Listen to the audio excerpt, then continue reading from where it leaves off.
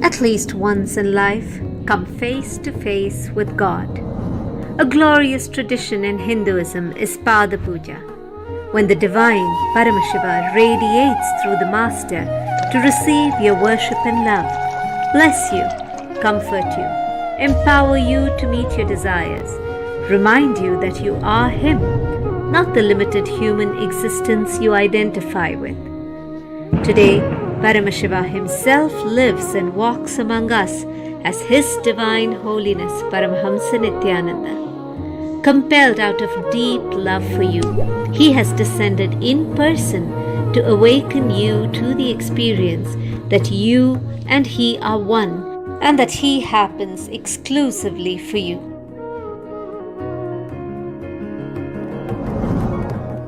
If you decide you, me, you, I'll give me to you. Come experience the ultimate, the Parama, that you possibly can.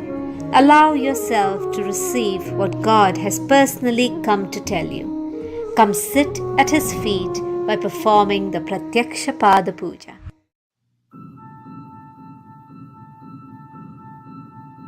Hinduism cannot live exclusively as one sampradaya. No. All sampradayas of Hinduism is an ecosystem.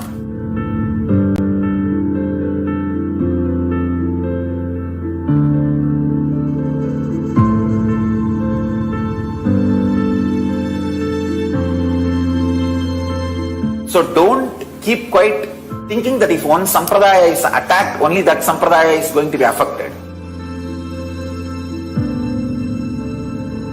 All of us are ecosystem.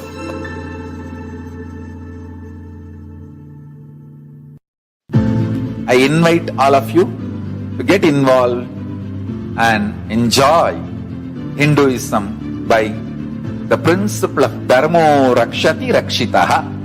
When you protect Dharma, Dharma protects you.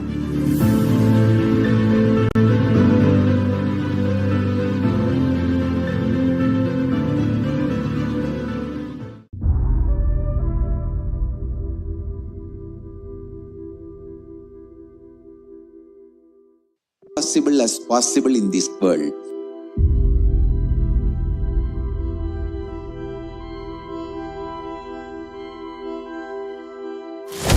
E-Kailasa is the message from Paramashiva to have superconscious breakthrough.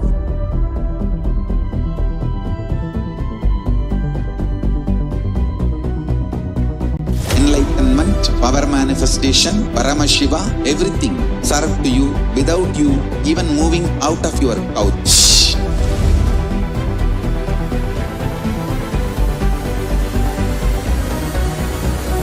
We have perfected the science of helping every individual from every cultural, religious, nationality background. We can multiply the quality and quantity of your life.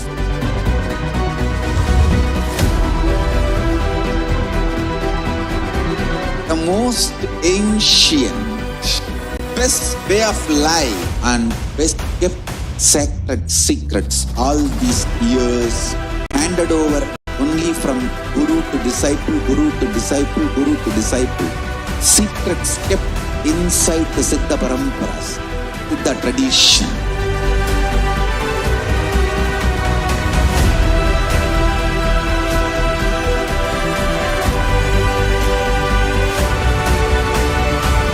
Enlightenment is the birthright of all human beings. Kailasa is responsible to provide that to all human beings. Whole world should become e-Kailasians.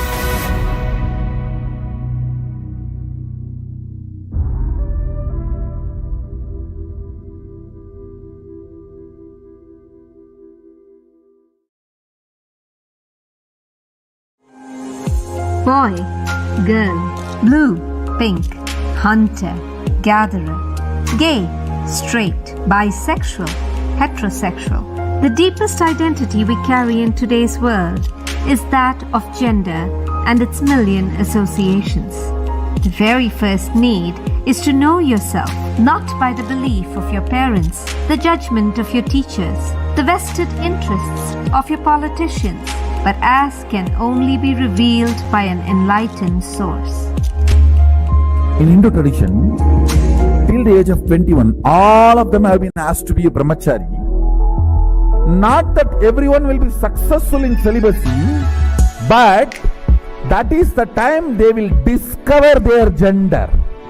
Gender is not just related to body and physical maturity. It is related to physiology, psychology, and the whole being. Exploring your identity. Your gender is 10,000 times more juicy, celebrating than exploring the other body. If you are feeling deeply good at wow, I am really worthy of what I am. I am really worthy of life. I am really worthy of whatever is happening around me. When you are experiencing the love for yourself, suddenly you will experience that love for the whole. You will see that everybody, everything is worthy of what they are. You feel like blessing everybody and everything. Who am I? Starts and ends inside your body. By whom am I? Starts and ends in cosmos. By whom? By whose will everything came to existence. Seeking the source, you can capture it by developing the subtle grooves in your brain, by evolving complete completion. Paramashivoham. Experience the ultimate you. Conducted by Avatar for Hinduism, His Divine Holiness Paramahamsa Sri Nithyananda.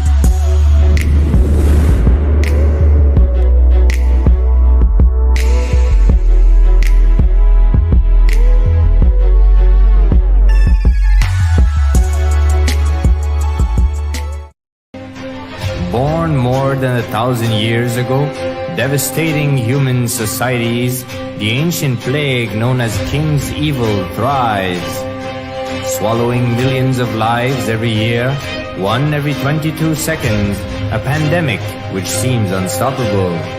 The clock is ticking, the world and its leaders are running out of time. I tell you, each Bhavasamadhi Darshan is a spiritual treat. Enjoy. Spiritual feast. Enjoy. Don't miss it.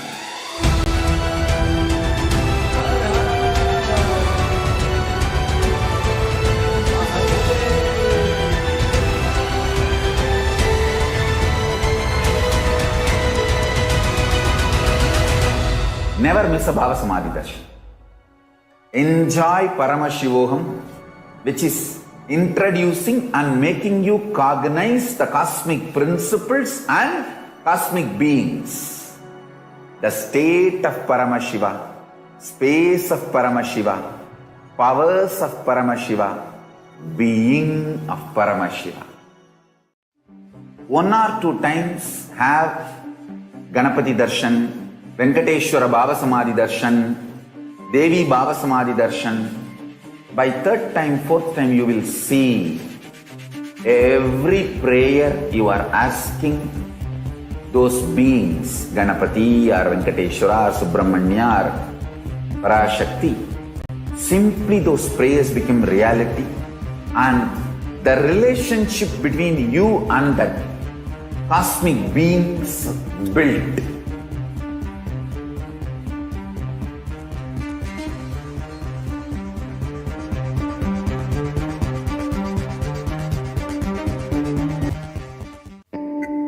Once, Arunagiri Yogeshwara, my guru, gave me an instruction, and then he asked, "Will you do it?"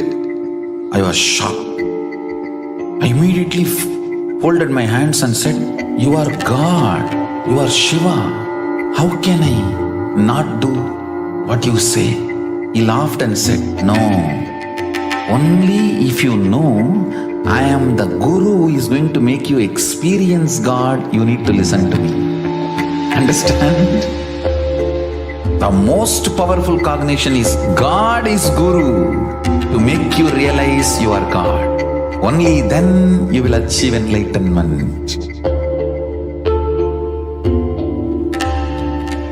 Guru is the manifest form of Paramashiva.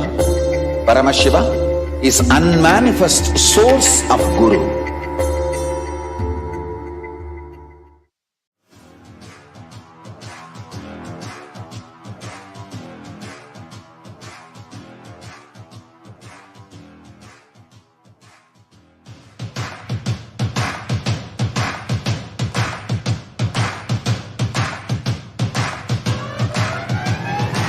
I welcome all of you, the whole world, to come and celebrate, enjoy not only the enlightenment ecosystem, the beauty of how it is getting revived. Be an insider for this great revival process. If you are an insider even for a startup company, you will understand not only the result of the company, even that being an insider is such a joy. Being an insider when it was happening is something extraordinary. So, I welcome all of you to come and be part of an insider of this revival of Kailasa, the enlightenment ecosystem, sovereign order of Kailasa, Kailasa nation itself. I request and welcome, invite all of you to become e-Kailasian. Get your free e-passport and make billions receive this free e-passport.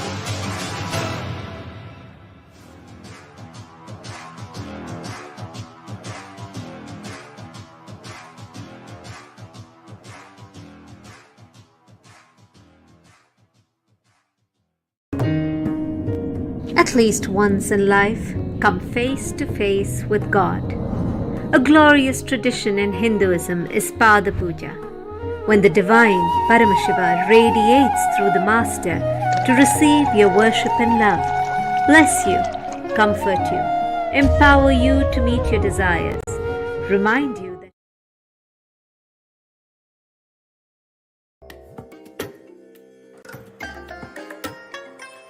I bless you all. Let you all open all your three eyes and manifest the powers of Mahasadashiva. Om Nithyananda Paramashivoham. Om Nithyananda Paramashivoham. Om Nithyananda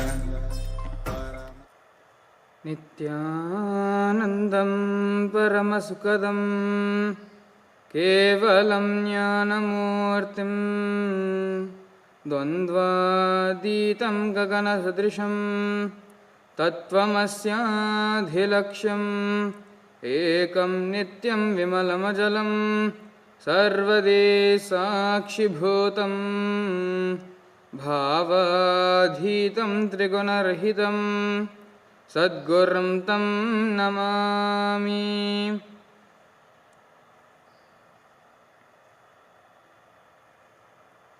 Nithyanandam, welcome each and every one of you joining with us, watching Nithyananda TV, Kailasa's official TV channel.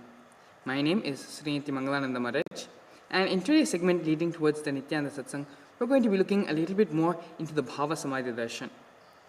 Before we do that, let me go ahead and introduce the Supreme Pontiff of Hinduism as well as the revival of the Kailasa nation.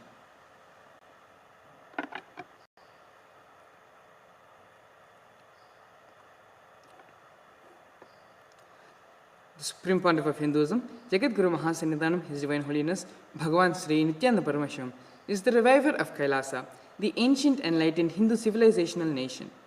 The Supreme Pontiff of Hinduism is an avatar as per Hinduism and is the Supreme Pontiff, Jagat Guru Mahasannidhanam of Hinduism. The Supreme Pontiff of Hinduism has revived the science of power manifestation, yoga, and created temple-based universities for humanity. The sovereign order of Kailasa is led by the Supreme Pontiff of Hinduism and the Nithyananda order of monks, nuns, and Hindu diaspora, and are working for global peace and to give a superconscious breakthrough to humanity. Nithyananda Hindu University, the world's largest Hindu university with extended campuses in 150 countries, is collecting, organizing, preserving, time capsuling, decoding, spreading, and reviving 20 million source books on Hinduism. The Supreme Pontiff of Hinduism is also the 293rd Guru Mahasannidhanam of Shyamala Pita Sarvanya Pitam, which is the ancient apex body of Hinduism, as well as the present emperor of Suryavamshi Surangya Samrajyam. The Supreme Pontiff of Hinduism has survived the worst persecution of multiple assassination attempts on his person and on his character by anti-Hindu elements. News and updates from Kailasa.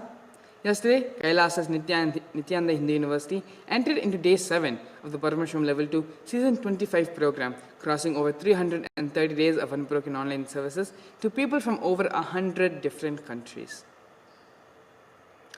Upcoming events. On the 7th of April, on the United Nations World Health Day, the Supreme Pontiff of Hinduism will be gracing all of us in the Bhavasamadhi Darshan of Bhagavan Vaidishwara to be blessed with the best of health and spiritual healing of all ailments. To learn more or to register for the upcoming Bhavasamadhi Darshan, you can visit events.kailasa.org. Now entering into today's topic of leading towards the Nithyananda Satsang, what are we going to be learning today? We're going to be preparing ourselves for the upcoming Paramashiva Vaidishwara Bhavasamadhi Darshan. For that, let us go over the different aspects of health in a person's life. How suffering exists in each and every aspect of a person's life, be it physical or mental.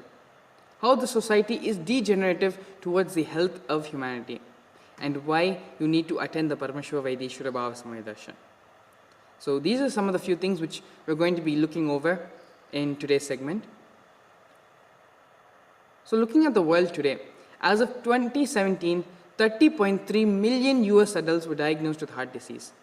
In 2017, death rates from heart diseases were 874.2 per every 100,000 people. Heart attack and coronary heart disease were 2 of the 10 most expensive conditions treated by the US hospitals at $12.1 and $9 billion respectively. Cardiovascular disease total costs are expected to reach $1.1 trillion by the year 2035.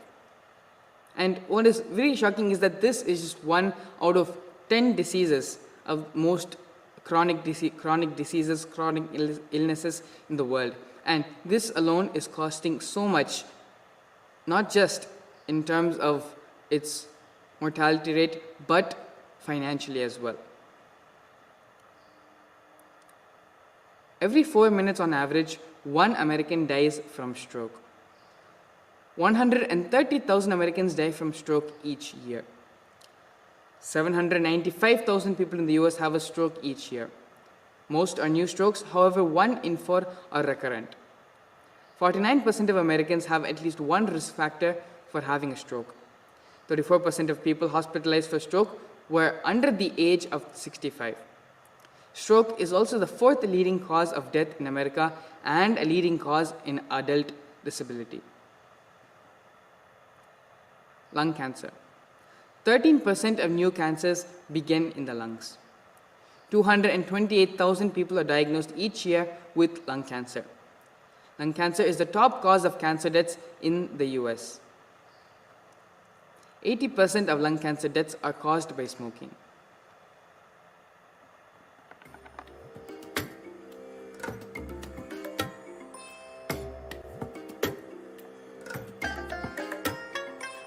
I bless you all. Let you all open all your 3 eyes and manifest the powers of Mahasadashiva. Om Nithyananda Paramashivoham. Sorry for the technical glitch. Colorectal cancer is the 3rd most commonly diagnosed cancer among both men and women in the United States. 1 out of every 10 people diagnosed with it will be under the age of 50, making colorectal cancer a young person's problem compared to the statistics of colorectal cancer 35 years ago. 1 in 5 adults have a mental health condition. The most common mental health issues are depression and anxiety. Women are twice as likely to suffer from depression as men are of their same age. 1 in 4 women are affected by either depression or anxiety in their lifetime. That's a total number of 43 million Americans suffering from mental disorders alone. Arthritis. 1.3 million Americans suffer from rheumatoid arthritis. 50% of people with arthritis suffer from heart diseases as well. And only 10% of these numbers go into remission, go into recovery each year. Here we have a illness known by osteoporosis, which is a bone disease that occurs when the bone loses too much bone, makes too little bone, or both. As a result, bones become weak and may break from a fall or, in serious cases, from sneezing or minor bumps. This disease is estimated to affect 200 million people worldwide, and 82% of bone specialists believe it is a silent epidemic.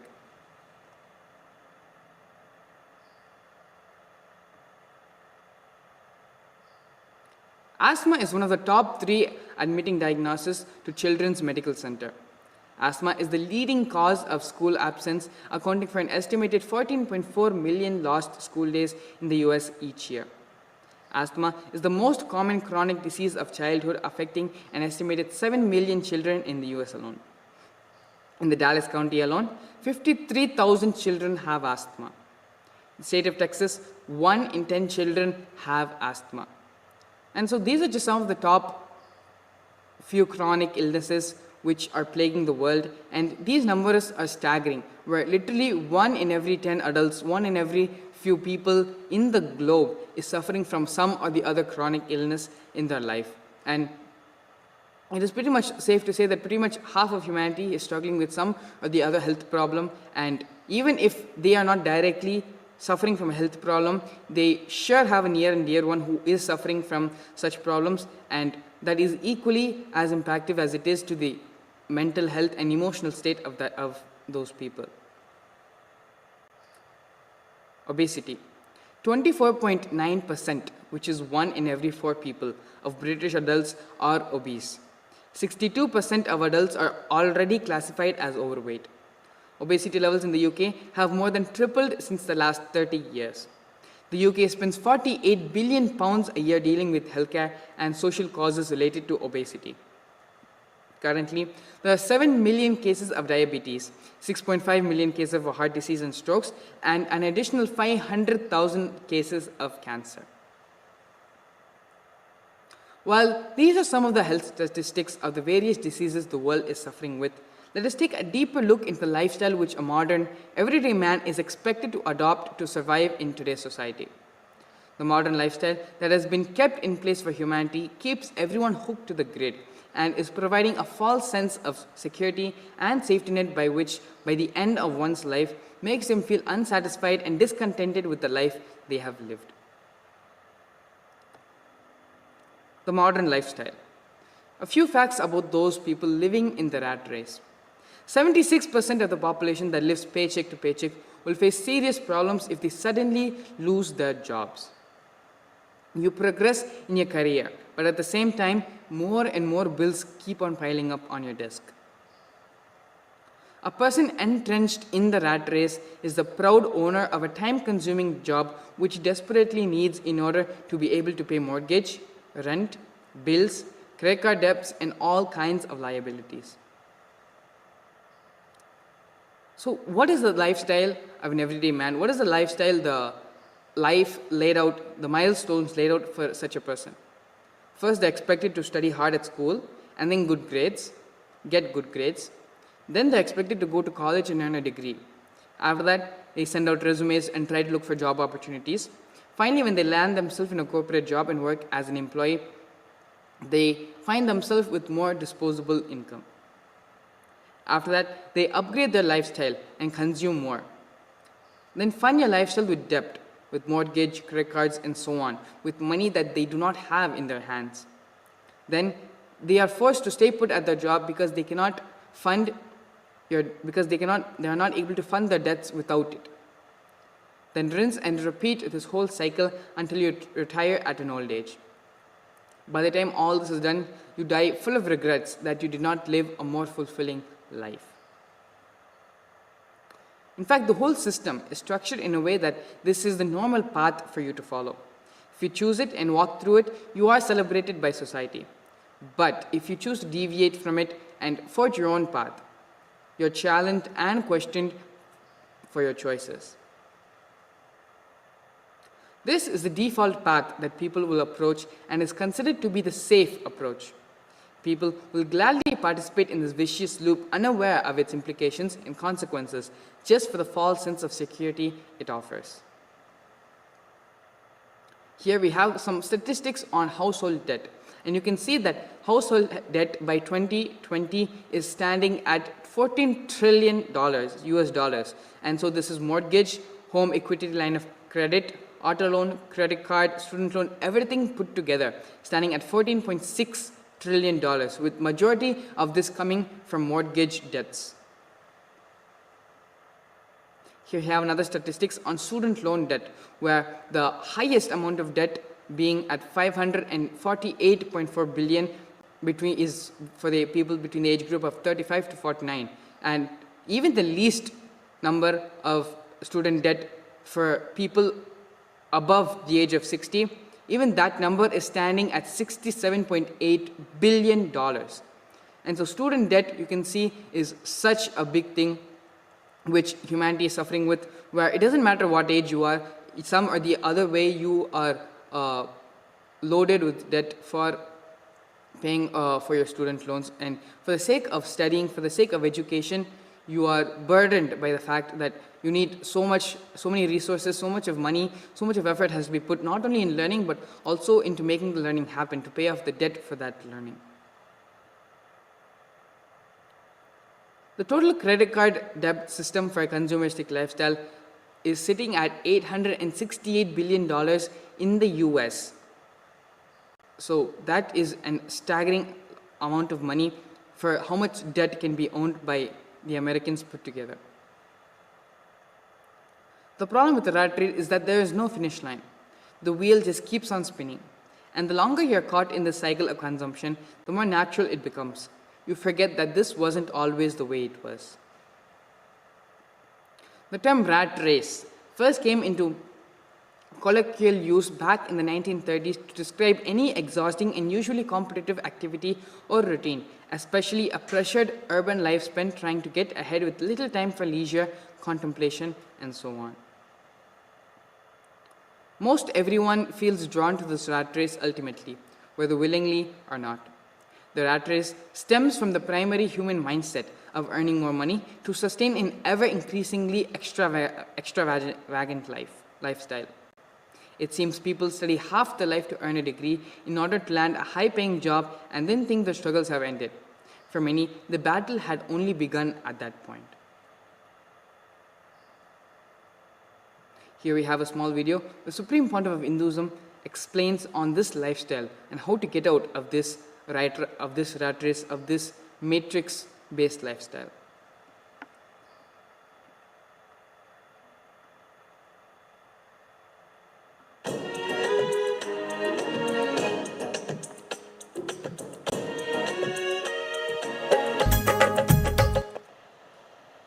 If your purpose is based on existential reality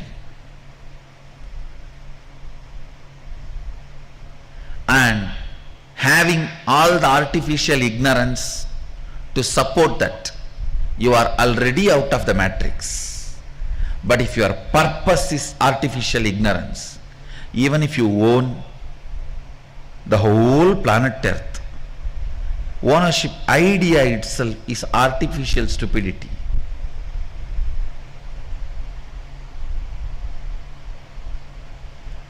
Within the matrix, anything you do is waste of your time, which is life for you. Your time is money for your boss, pleasure for your beloved, Your time has a various meaning for many people in your life, but for you, your time is life. Understand the meaning of your time. For your boss is money. Meaning of your time for the people who is in love with you or loved by you is attention, love. Meaning of your time for your son or daughter is to have what they want, their education or their house or whatever they want.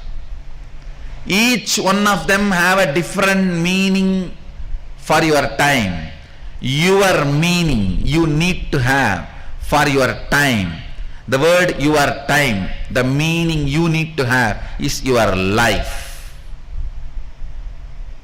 Understand, if your purpose is existential reality and artificial ignorance, artificial intelligence of the matrix is used to support it, great, you are out of the matrix. But if your purpose itself is artificial ignorance or artificial intelligence, I tell you, you are wasting your life. You are not living, you are grown.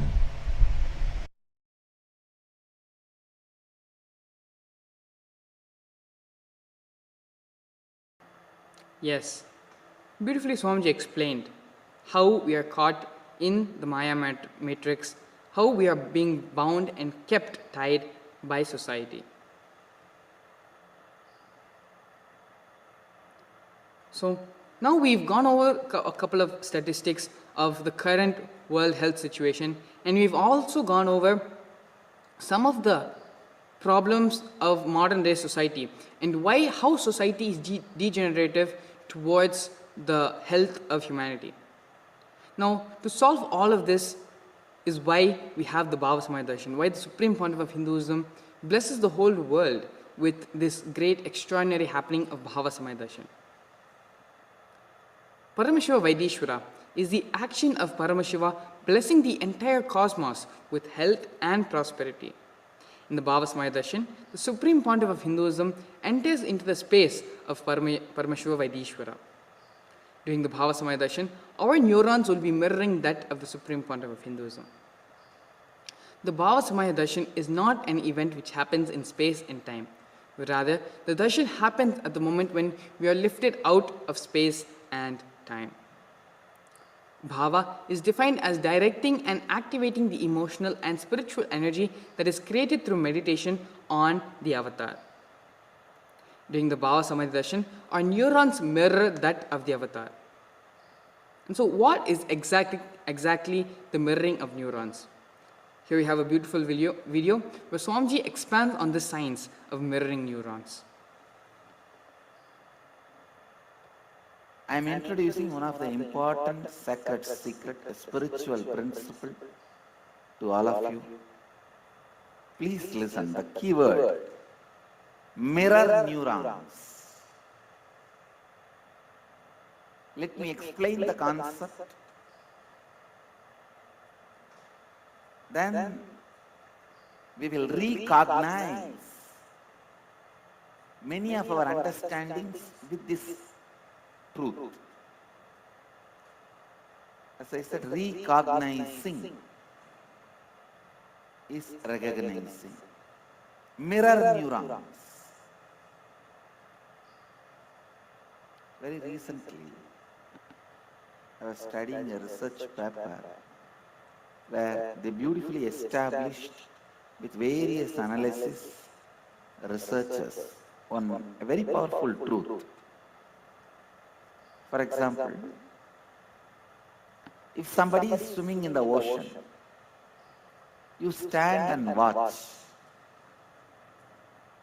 Whatever brain activity is happening in that person's brain, whatever activities happening in his brain, in his neurons.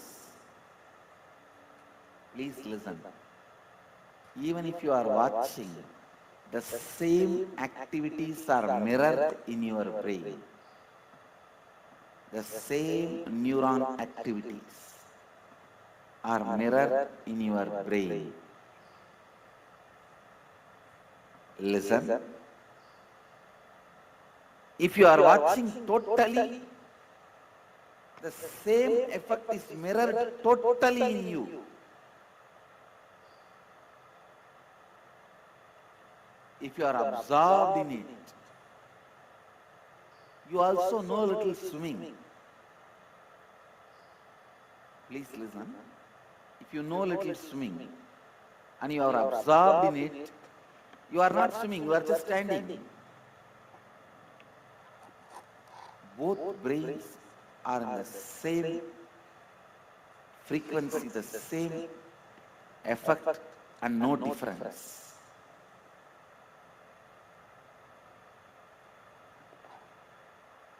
Yes. Beautifully, Swamiji explained the science of mirroring neurons, where just by seeing another person performing a certain action, performing any action, even if you know little bit of it, that is enough. You will also be imitating the same neuron activity, you will be mirroring the same neuron activity as the person you are seeing.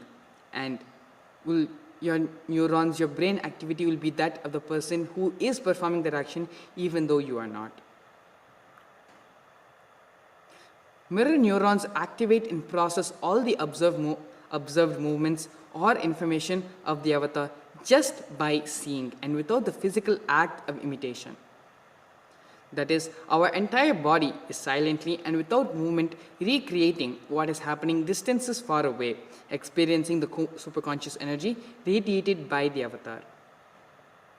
The science of Bhavasamadhi Darshan knows no distance. It is a phenomenon modern science is just discovering and terming as quantum tunneling. Our thoughts per second reducing significantly, and we relax into the space beyond thoughtlessness, becoming mentally at ease with coexisting dimensions beyond duality. We and the divine become one, unconditioned by the parameters of time and space. So exactly what is the science of Bhavasamadhi Darshan? Before I enter into this segment, let me go ahead and introduce some of the panelists who are joining with us here today, some of the devotees and disciples who are joining us from across the globe to be a part of today's discussion. Along with myself, I also have Murliya joining us from Chennai, Tamil Nadu, Renoshan Edmund joining us from Montreal, Canada, and Sri Nithyananda also joining us from Canada. Thank you all so much for coming today and being a part of today's segment, leading us towards the Nithyananda Satsang. So why don't we go ahead and we can start by all of you introducing yourself, and then we can enter into the subject topic of today's discussion. Renoshan, maybe you can go ahead first and introduce yourself for all of us. Please go ahead. Thank you, Maharaj. Nithyananda, everyone. My name is Renoshan, and I'm born in Montreal, Canada, now living in Toronto, Canada. And I've been a disciple of Swamiji, the Supreme Pontiff of Hinduism, Jagat Guru Mahasannidhanam, since around 2013. My first program with Swamiji was Mahasadashivoham, and since then I also attended the Paramashivoham seasons, which is consistently going on even to this day. I've also got a background in software engineering and a little bit of a background in medicine. And yes, this is a little bit about me.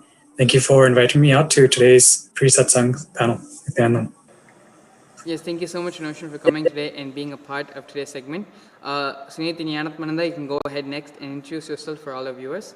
Please go ahead. Nithyananda Maharaj, thank you. Nithyananda, everyone. Yes, I was blessed in 2015 with Brahmacharya initiation and the spiritual name of Sri Nithyananda. And so, yeah, I grew up in Canada. I became an elementary school teacher, and I was in the education field and computer engineering technology since 1998. I had my inner awakening experience with Swamiji in 2009. And in 2015 was initiated into the sannyas lifestyle in Adi Kailash outside Bangalore. And So just really been learning about how to apply the life sciences, actually, the spiritual life sciences, the energetic life sciences as a science to all the various issues facing humanity today.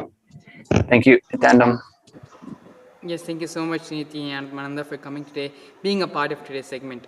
Mulia, you can go ahead next and introduce yourself for all our viewers. Please go ahead. Thank you, Maharaj.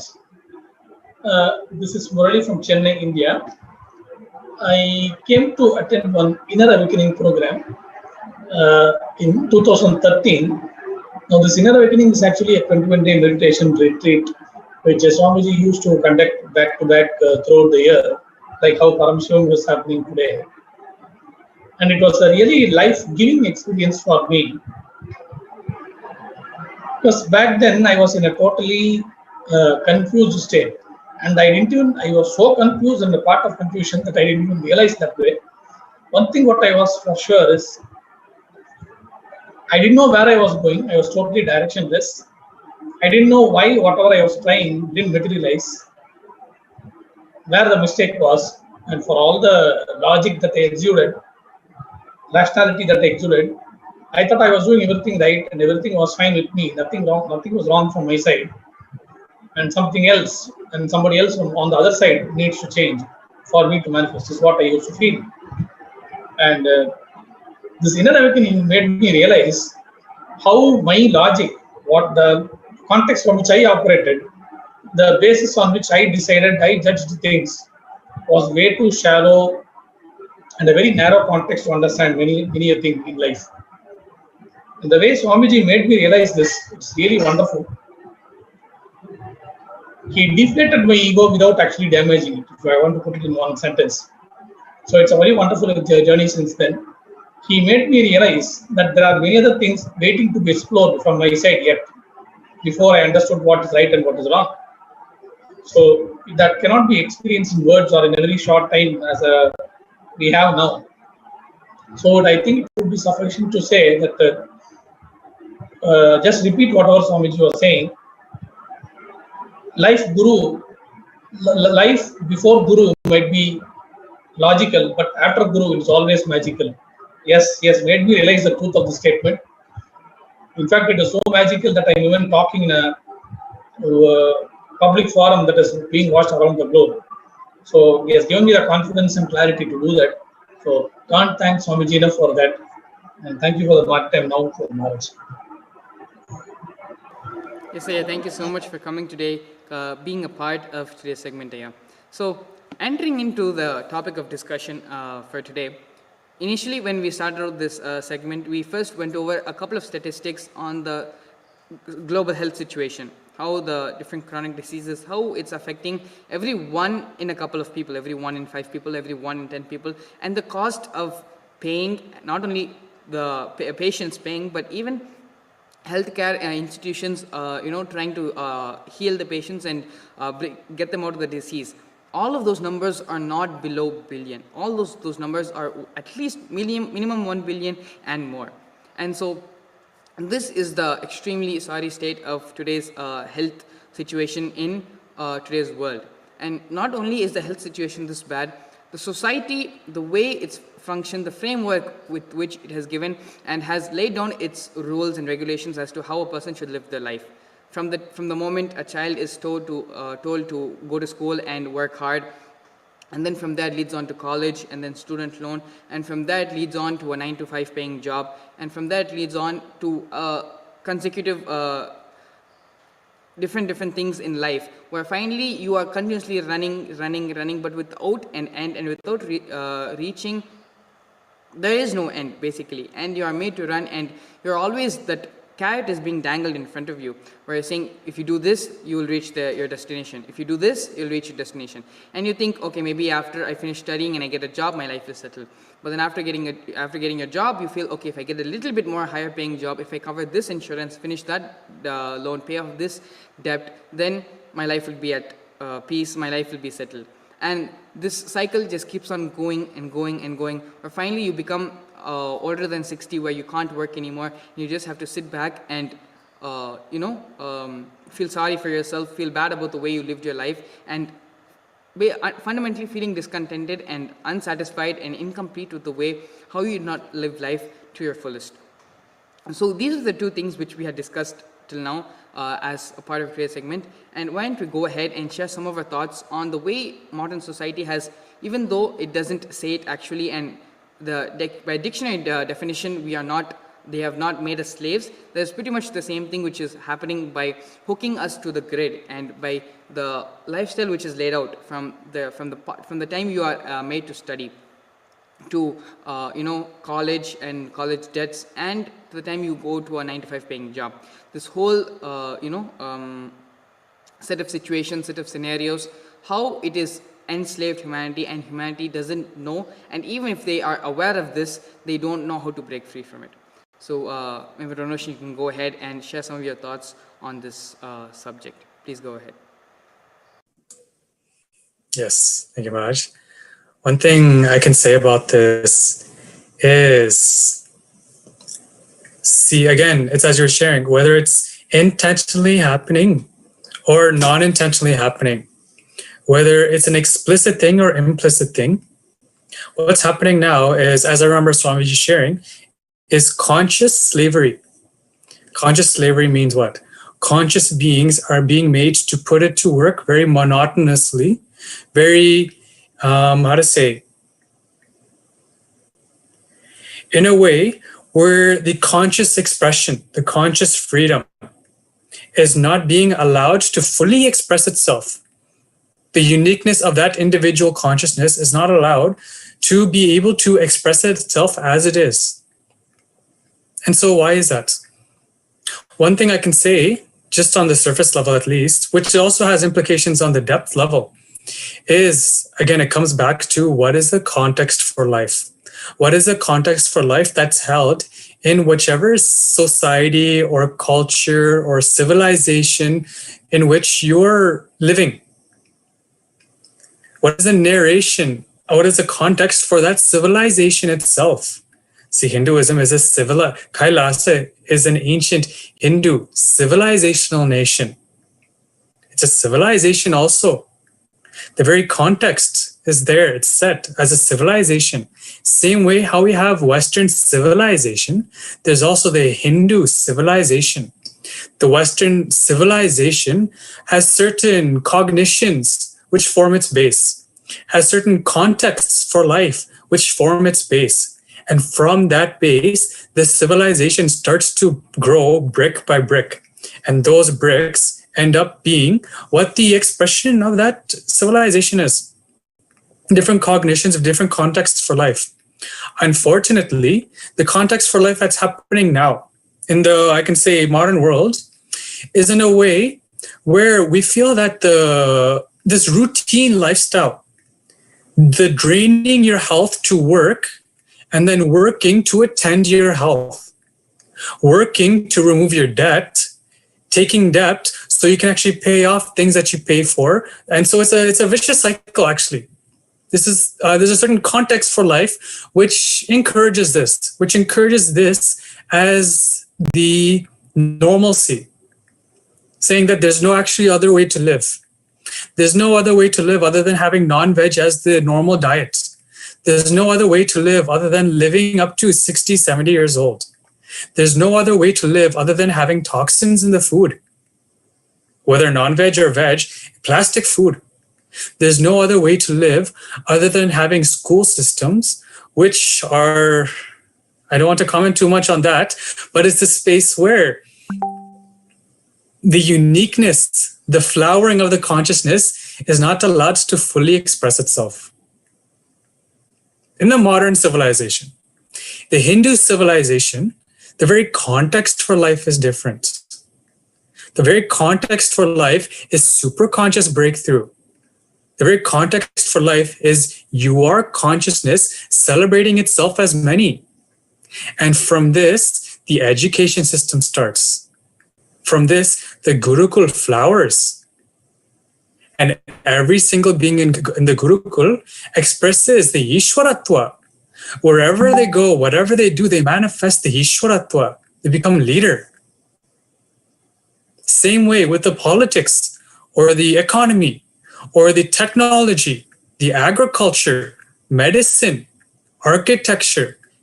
In every level, the very context for life is you are consciousness. You are a consciousness expressing itself as many. And so from there, the very idea itself of illness and disease is addressed from this cognition, from this context, from the root. From that root, okay, is there some illness that is happening? How is the impact having on the consciousness? From where is this disease happening? It's not that the medicine is not there. It's not that the physical medicine does not apply in all these things. No. But the right cognition about the medicine makes sure that you take the right medicine. The right diagnosis happens. Without the right diagnosis, you can spend years taking medicine, which is actually poisoning your body further. So this is what's happening in today's modern world also, actually. So this is what I wanted to share about today's topic is it again comes back to the context for life. What is the context for life that you have? What is the context for life that is in your ecosystem? Because again, the ecosystem is too important. So this is what I wanted to share. Thank you.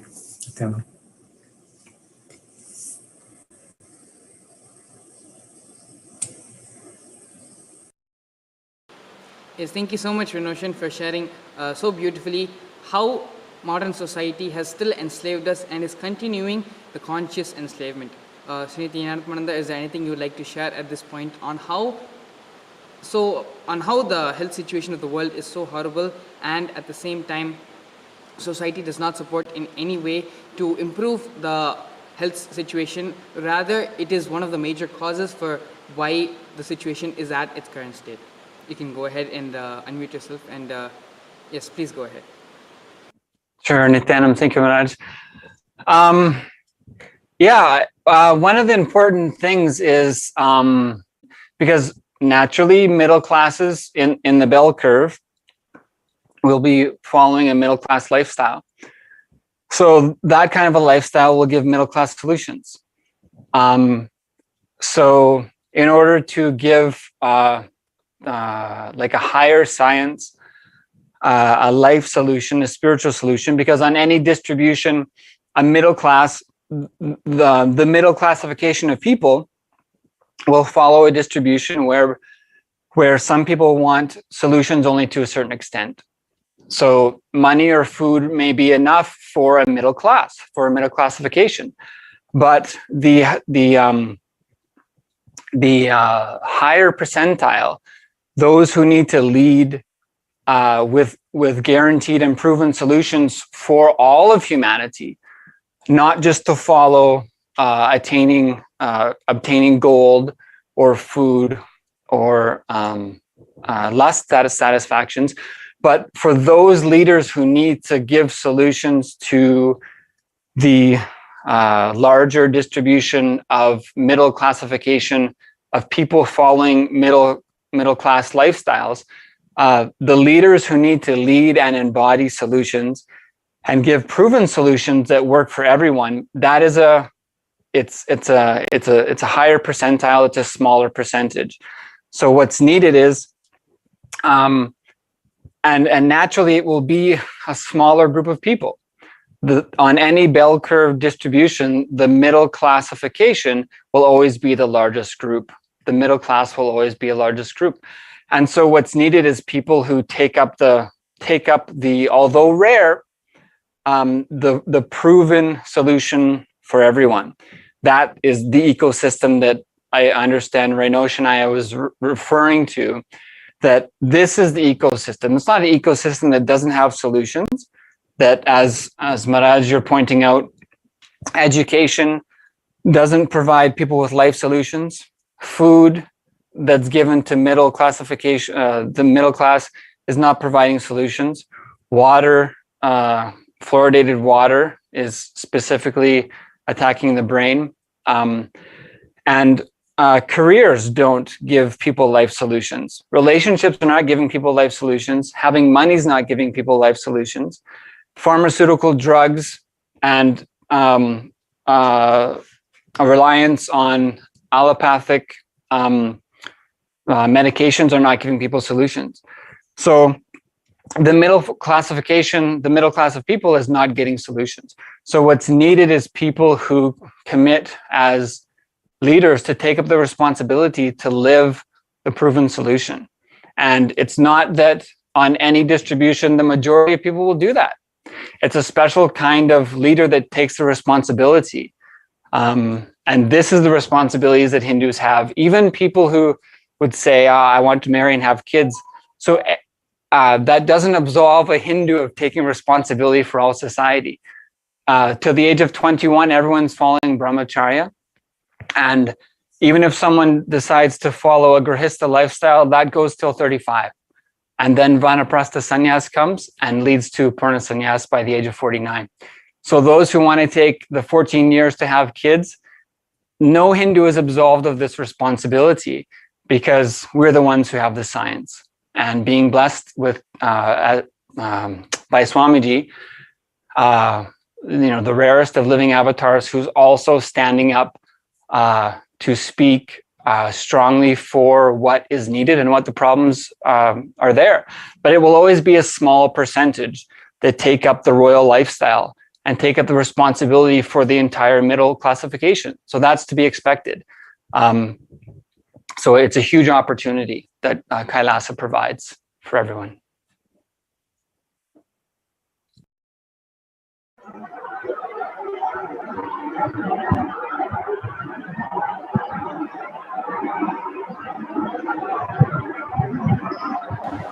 Yes, thank you so much, Sri Nithyananda, for sharing so beautifully on the current situation of today's society. Mulyaya, is there anything you'd like to add at this point? You can go ahead and contribute. Please go ahead, It's a very broad topic today, how you are in a race, all that. See, I think I should go back to my inner awakening time when whatever I said during the initial take, I'd like to expand there and start from there on, I should believe. Actually, we were instructed not to bring mobiles in the main hall where the program was happening. And I was pretty angry. And as I said, I was very rational at the time, logical at the time. So I did not like anybody asking me to part with my mobile. In fact, I used to be angry with even my workplace, where they said mobiles are not allowed inside the workplace. Come on, I would wonder, we are not kids. We don't need to be monitored every minute about what we are doing. As long as the job is happening on time and we are delivering whatever we need to deliver, why should we be instructed that we should not use mobiles inside the workplace? This is how I used to argue. And even with Swamiji, I had the same anger at that time when he said that we should not bring mobiles. But slowly I began to realize that no big deal, just no big deal. Without the mobile, it's not as though the whole my workplace, my company is going to come down. It's going to start all over again or something. I'm not the chief officer who's taking care of a lot of things, and I'm going to be consulted and all that. So, this realization slowly started dawning on me, and it was really wonderful. The way this realization was dawning inside me was really, really pleasant. Nobody told me this. And the way the realization was dawning on me was really pleasant. And I slowly began to feel that I have a lot more time than what I felt outside, in the outside world. When I wake up in the morning at around 6 to go to office and come back home and all that, it seemed that life was, I had very less time for many things. That me time was actually not there. And I used to think, okay, only if I have my dinner at 9 o'clock, I'll be able to sleep around 10. And only if I sleep around 10, then I'll be able to wake up at 5. And only if I wake up at 5, then I'll be able to go to office and I'll be able to have my breakfast and go. It was a cycle, and I don't know the whole thing. Where was I heading? I couldn't understand. What was the whole thing aimed at? It didn't seem to be aimed at anything. One thing is leading to another, one thing and slow, and then it comes back to the same thing. So what's the ultimate purpose? You are only being mechanical, and as the right term which Swamiji used in his talk, and what Maharaj showed in the introduction part, conscious slavery. Yes, I was being made a slave of the whole setup, the whole infrastructure that is happening. But it is during this inner awakening I understood that the same 9 to 6 which we used for travel, breakfast, officing, everything, it seemed a lot more than what it seemed otherwise. I couldn't explain it.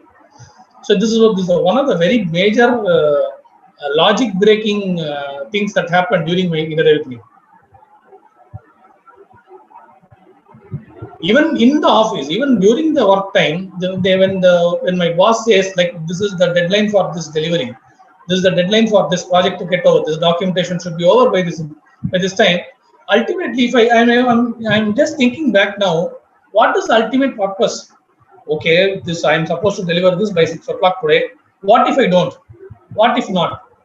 When I ask like that, the only thing that the explanation that I'm able to come out with is, if I don't put this course, I'm actually into the education industry. If I don't finish publishing this course online by this deadline, then some other competitor will do it, and all the business will go to him. All the customers, students will go to that portal, and they'll start studying from there.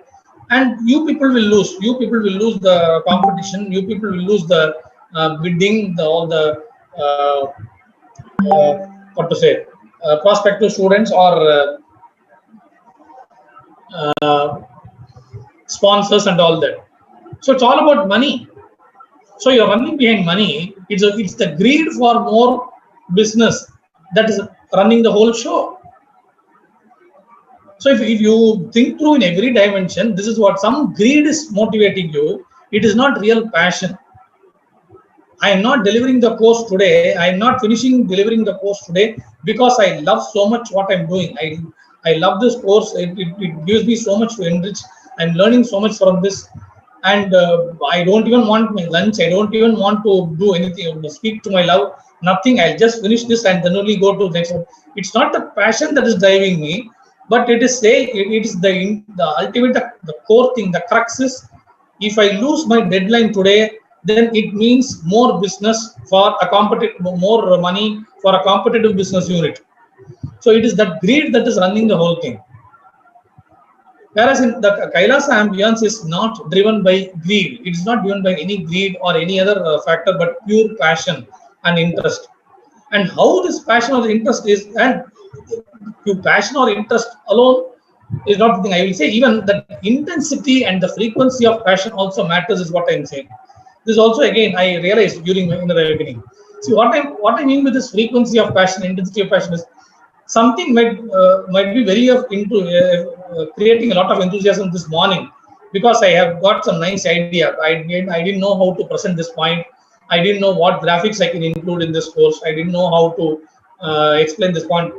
I would have been wondering yesterday, but this morning something would have struck me, and I wanted to try it out immediately and win more sponsors, win more students, and win more likes and views to my course online. So that gush of students was motivating me, and now that I've got it, what next? The next module which I'm creating, I'm still stuck again. That enthusiasm has died down. Now I have to think again, and I have to motivate myself again. I have to pep myself again to generate the same amount of interest. This up and down also is okay in Kailasa if it is real passion, that is what is driving you. But again, in a corporate world, in the outside world here now, this won't work. I have to drive myself with the same intensity, same passion till the last minute. And the more I finish my delivery within the deadline I have been set, the more I'm really a good corporate employee, meeting the expectation of the management, all that. But this is ultimately telling on my health. I actually contracted diabetes, and when I came to Swamiji for my inner awakening, I contracted diabetes, and I came the conditioning that I have to have my food on time, and I wondered how I'm going to manage my food. What if my program actually spills beyond time, and will I be allowed to eat at the right time? I wondered all these things because, as I said in the introduction, that I was a very logical person. So, will I be allowed to eat on time? Whose permission should I ask? What? All these things are running inside me. But I came to realize that actually that pattern, that fear pattern broke in me. And believe or not, that was the first time I even did my Nirahara Samyama. And whether my diabetes got well or not, diabetes got set right or not, my fear that I should eat on time, I should eat a certain quantity of food, that fear got broken once and for all. And now I'm telling myself, and I'm telling the outside world also unabashedly, that diabetes is not any health issue at all. Especially if you are in the Kailasa ambience, it is not a big deal. So this is one of the patterns that got broken in me. And when I deliver my course, when I do my work based on any deadline and not true passion, it is not going to serve anybody any purpose. See, on the outside it might look that I have delivered, but then it is sure going to die out. That the initial impression that you might like to create, that you might want to think that you have created in the opposite person, the person for whom the course was delivered. Initially, it might seem like, yes, I have gained his impression. I have gained the good, got into his good books. But it is not going to sustain for long, is what I see in the long run. Because it is going to, once it is delivered, okay, what next? That's the greed. It is only going to make me more and more greedy. But in this Kailasa ambience, when I think through, when I understand how things are working, when I understand how people are choosing what they want to do and how they are going ahead with what they are delivering as far as established Kailasa ambience is concerned, it is driven by pure passion, and that it in fact has got its own impact on how the whole thing is perceived by anybody on the outside.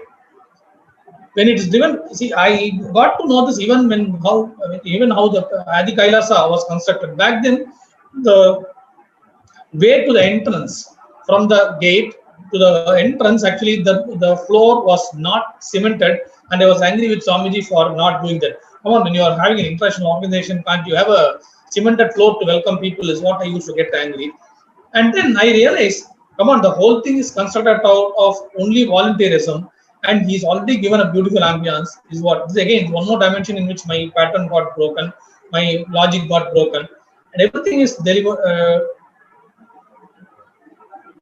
And it is rough. The floor is rough on purpose because it is going to activate your acupressure points on your soles.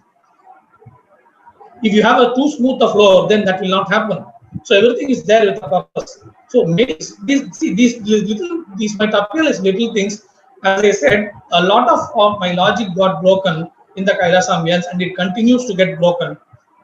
So there's no explaining it in one phenomena in depth. Maybe I can't do it. Somebody else can do it maybe. But a lot of logic got broken like this. And Kailasa is a very beautiful ambience on the whole because it is intended for enlightenment, a conscious growth. This can never be flourished in any other way than what Kailasa is providing to the world. In many dimensions, Kailasa is making this happen for the entire humanity. So we can't thank Swamiji enough for how he is doing things, the way he is manifesting it. So somebody can ask me direct questions, maybe I can put it because I can't. I'm not going to imagine that one point and say like this. Yes, yeah. So thank you, Maharaj. Yes, yeah. So I might need to interrupt the float here, but we have actually a very opportunity being presented to all of us right here and right now. Swamiji will be coming and joining very soon. Will be joining us very soon for the live satsang, and you'll have the opportunity to post your questions on the topic of superdeterminism, which Swamiji has been speaking about continuously the past couple of days.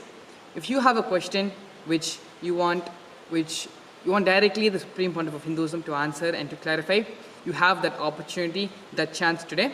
You can post your questions with the hashtag superdeterminism and with the hashtags as the avatar on Twitter. And some of these questions will be taken directly to the Supreme Pontiff of Hinduism, and he'll be answering them directly in the satsang today. So if you have any questions, anything you would like Swamiji to speak about related to the topic of superdeterminism, please go ahead. Please feel free to go ahead on Twitter and post with the hashtags superdeterminism and with the hashtags as the avatar. Your questions will be selected. A few of the questions will be selected and get an opportunity to have them answered by the Supreme Pontiff of Hinduism directly. And with this, I'm going to take today's pre-satsang segment to the next part of today's discussion. Will respond. Let's see which dimension and aspect of Krishna everybody likes and loves. And we're going to be watching a video where Swamiji is describing the various aspects of Krishna. So as you are listening, whatever bhava and aspect of Krishna you relate with and you connect with, you can immediately post it in the chat, in the YouTube chat and in the Facebook chat. And if you're watching it on Zoom, you can post it in the Zoom chat as well. Okay, let's now watch the video. Krishna, celebration is his life and message.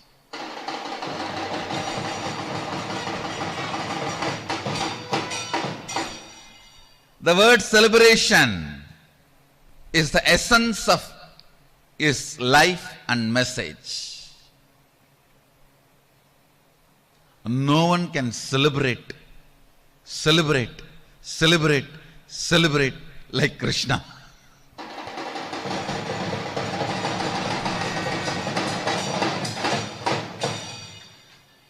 He is so much in love with life, in romance with the cosmos. Nothing ever even occurred to him as pain. He never occurred as pain to anything. Everything was just celebration.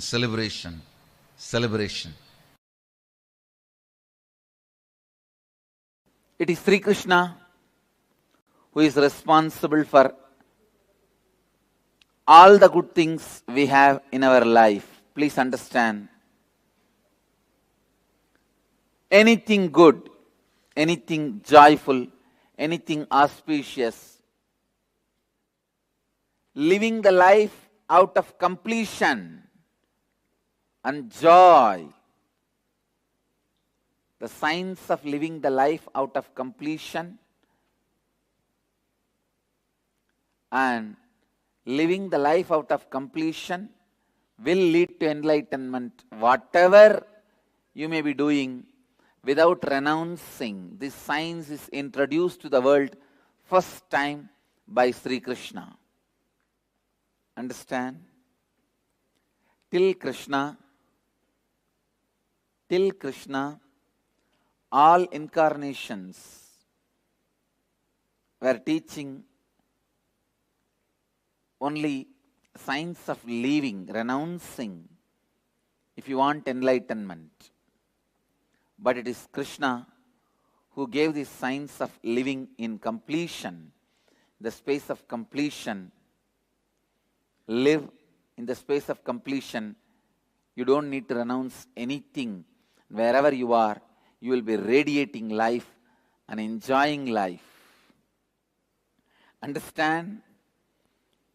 He is the greatest politician. After him or before him, no politician is so complete like him. No politician can be compared before him or after him with him. Before him or after him, no one can be compared to his boldness to romance. Understand? If you see the way he radiates knowledge, love, romance, intelligence, strategy planning. Only he can be called as Purnavatara. The word Purnavatara can be given only for him. Krishna, unimaginable expression of ultimate consciousness, the power of his presence, and the amount of suffering, opposition he has to go through due to his pure love, his pure energy, and his pure intelligence. Even after he created his own kingdom, he has to face so much. And you all need to know, he is such a powerful strategy planner. He is not a dry, empty, egoistic. When needed, he even escaped from warfield. When needed, he even hid himself. When you operate from the space of completion, whatever you do is Leela. It is not boring life. Krishna is the first incarnation demonstrated the concept of Leela on the planet Earth. First incarnation who demonstrated life can be lived from the space of completion. Krishna is embodiment of joy, embodiment of bliss, embodiment of life. Among the polluted politician, he is the embodiment of purity. Never, ever, he moved into the space of incompletion. If one politician falls into river, it is called pollution.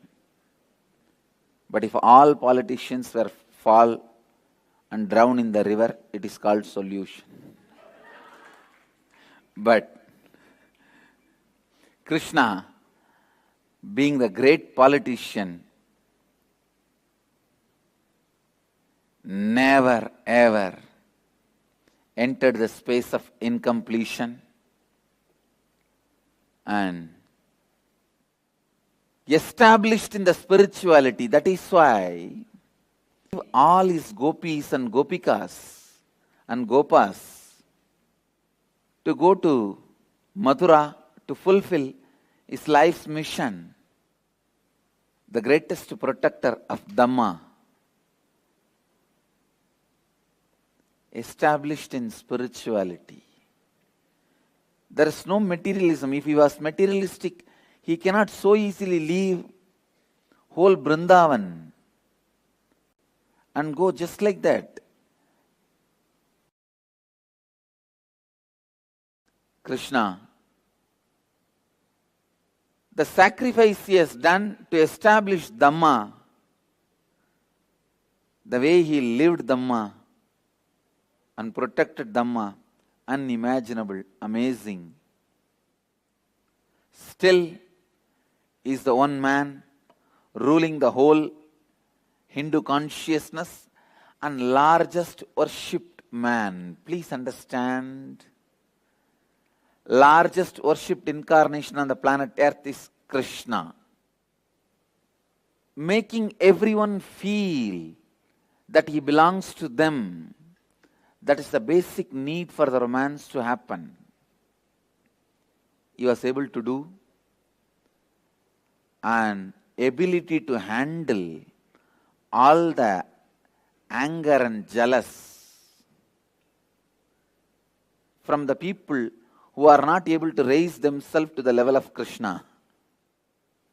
And what a personality.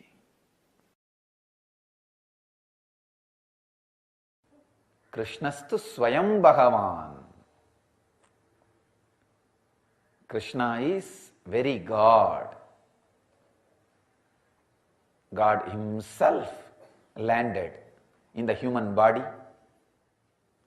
Purnavatara. He set a trend for incarnations. Understand?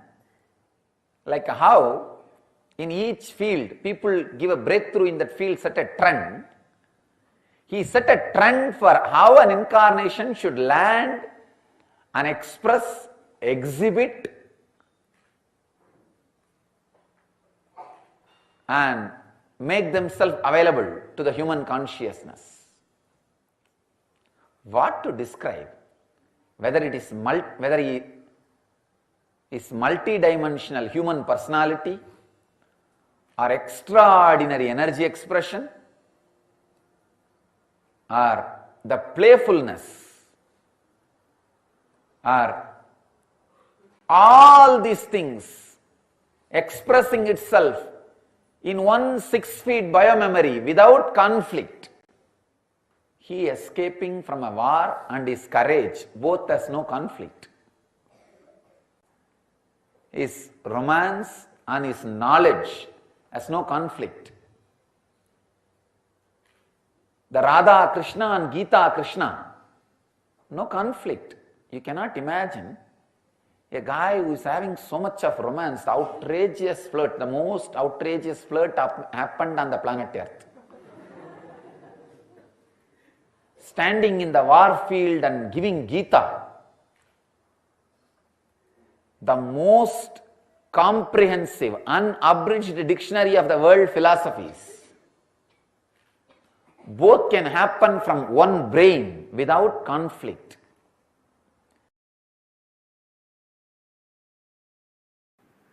Krishna, if I have to put in one word, the life, legacy, message of Krishna, I'll use the word life. Just intense life. It expressed in body as ever youthful, healthy person. It expressed in intellect as amazing strategist. It expressed in emotion as a most beautiful, pure romance. It expressed in the dimension of length, the knowledge, the dimension of breadth, amazing artistic expression.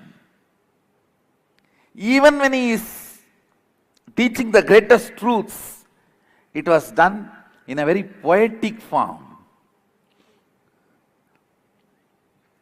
His book is called Song, Gita, because it is more poetic than anything else. Singer, dancer, musician, strategist,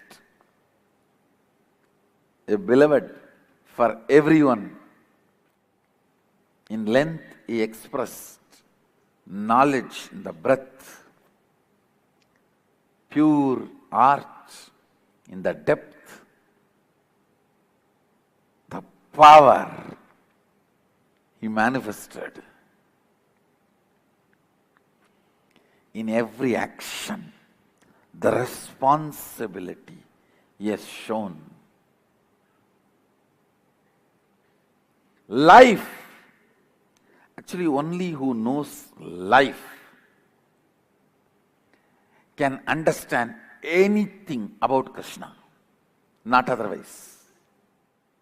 Not otherwise at all.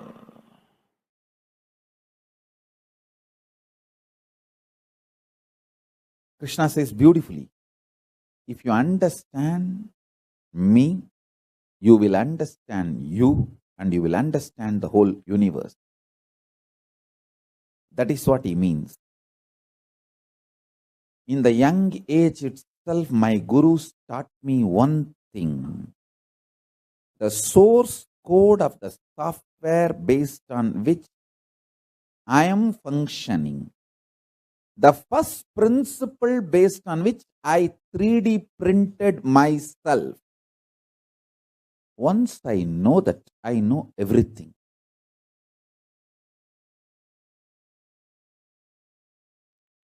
Krishna is the greatest blessing, gift we can receive from Krishna. Understand the kind of a charismatic personality he is, the kind of the extraordinary charisma he manifested. Knowing Krishna, loving Krishna, being Krishna, celebrating Krishna is the greatest gift we can receive from Krishna. If you want to read this universe, life, Gita is the dictionary. If you want to read Gita, Krishna is the dictionary. If you want to know the meaning of what is life, what is goal, what is good, what is bad, if you want to know the meaning of all these words, life, read Bhagavad Gita. The meaning given in Gita is the real meaning of life. Vairagya. You want to know what is Vairagya? Read Bhagavad Gita. The meaning given in Bhagavad Gita for Vairagya is the meaning of the Vairagya. Cosmos. If you want to know what is cosmos, read Bhagavad Gita. The meaning given in Gita for the cosmos is the meaning of the cosmos. Love, devotion, everything you want to know about life. Read Gita.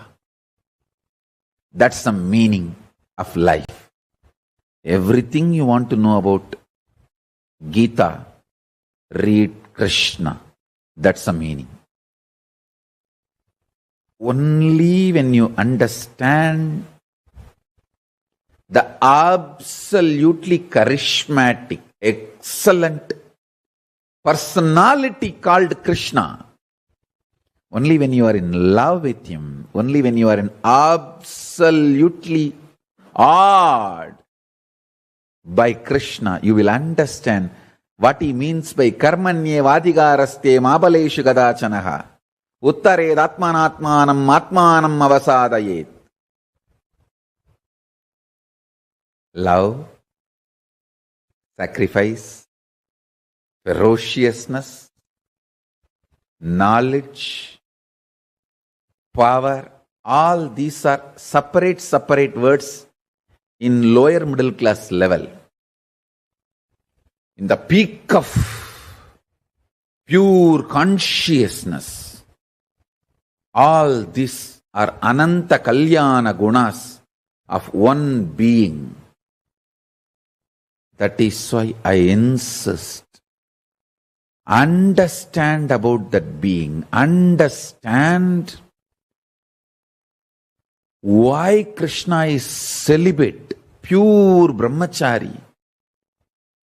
When he started his Rasa Leela before the age of 10, why he is extreme, pure, absolute embodiment of compassion, when he is the mastermind of the world's largest war ever happened. Understand? Mahabharata war, the number of people died is much more than World War I, World War II put together.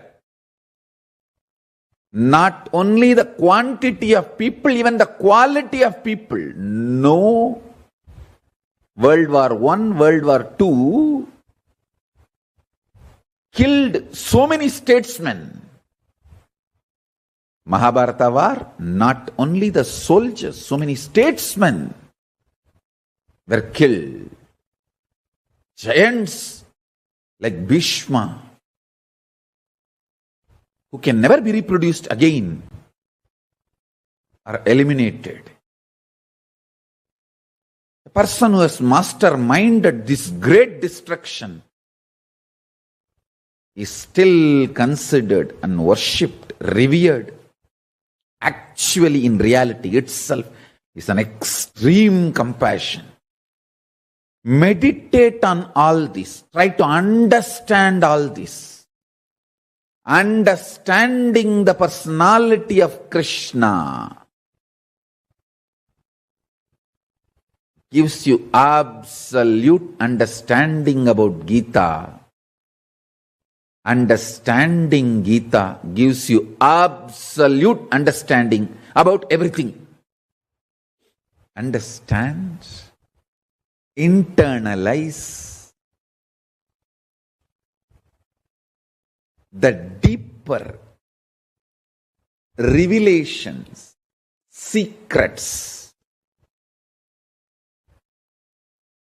shared by the great devotees who lived around Krishna. See Krishna's personality. He never gave up on people even who are hypocrites towards him. He continued till the end. He did not give up. Please understand, till the last day of the war, Krishna's army was fighting for Duryodhana. You need to know. The fellow who ordered Krishna's arrest. See, when Krishna went as an ambassador, as per the Dharma, Hindu Dharma, ambassador cannot be arrested or harmed. I think all these laws Hinduism created first. How to interact with other countries.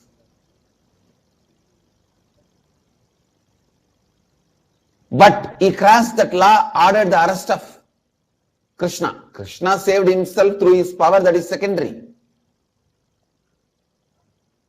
He goes to that extreme. But even to Duryodhana, Krishna doesn't say no. When Duryodhana comes to Krishna for help before the war, actually this Duryodhana coming to Krishna for help happens after Duryodhana orders Krishna's arrest and Krishna saves himself. Even the multi-layered people, the hypocrites who behave one way here, one way there, one way there, even the multi-layered people, Krishna did not give up. That is why I am saying he is Purnavatar.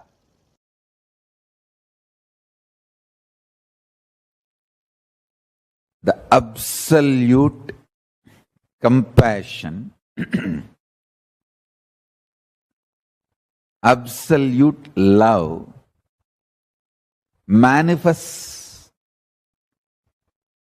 with cosmic vision about life. If your vision expands,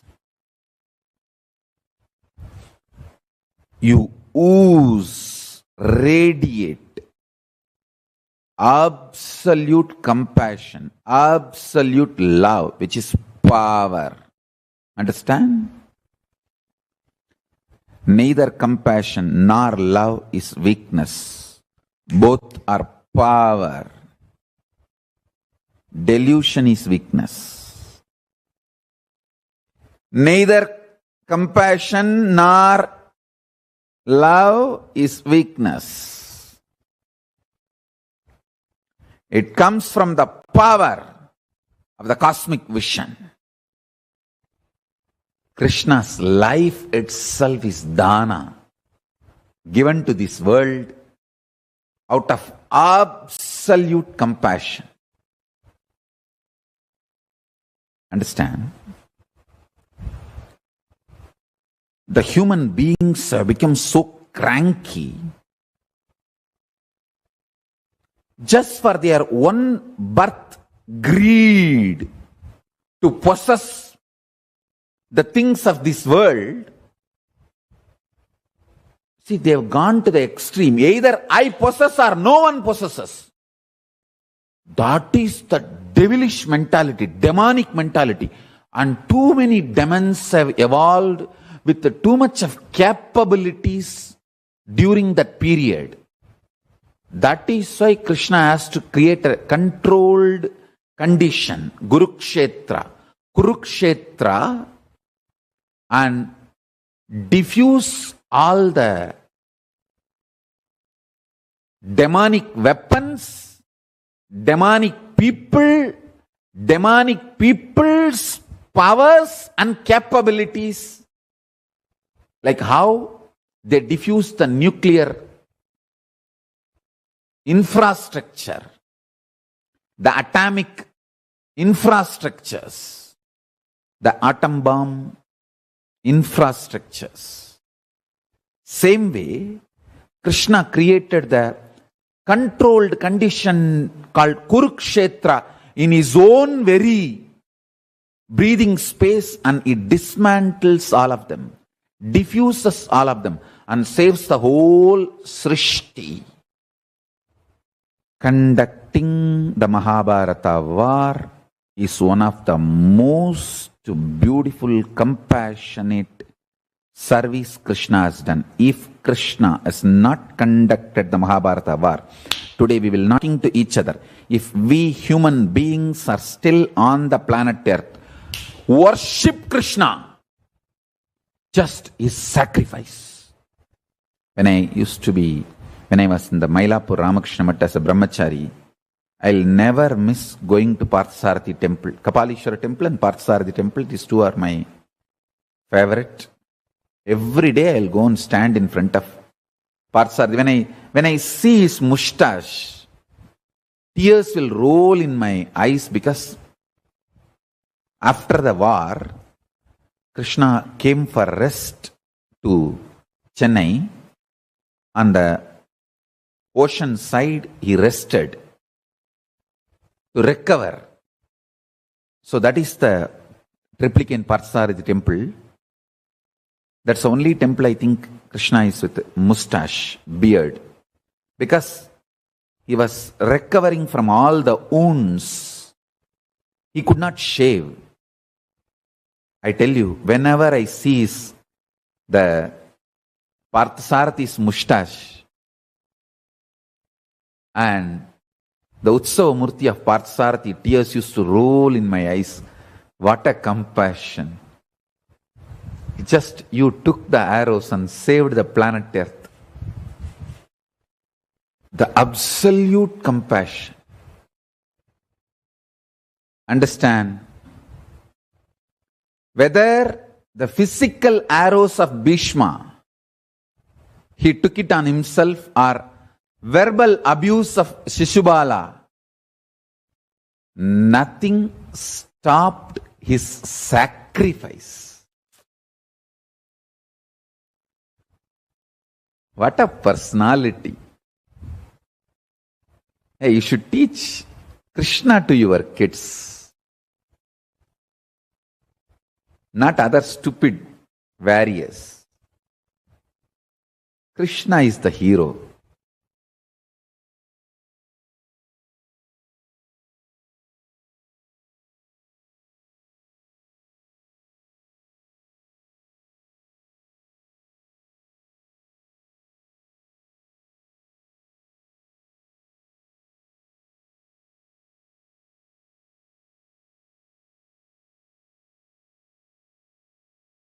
To please go ahead and share on Facebook, on YouTube, which dimension of Krishna do you enjoy the most? Is it Radha Krishna? Is it Vrindavan Krishna? Mathura Krishna? Is it Gita Krishna? Is it Dwaraka Krishna? Which dimension? Arjuna Krishna? Which dimension of Krishna do you enjoy the most? Please go ahead and post it as comments in the chat. What aspect of Krishna do you enjoy the most? Or the Partha Sarathi Krishna, the one who got arrows, the Tyaga of Krishna? What dimension of Krishna do you enjoy the most? Please go ahead and message in the chat on YouTube and on Facebook. Now, let's go ahead and continue learning about. Today, we are going to learn about experiencing love and oneness in relationships.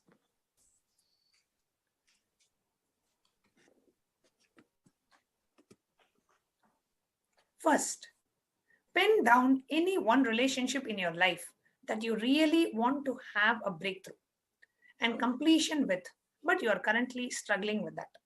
Make sure that the person you are choosing will be available to speak to you in person or over phone. Go over to Facebook Live or YouTube Live and post a relationship that you want to bring completion to. So you will choose any one relationship that you want to experience completion with and post what relationship is that. Post it on the Facebook and YouTube comments.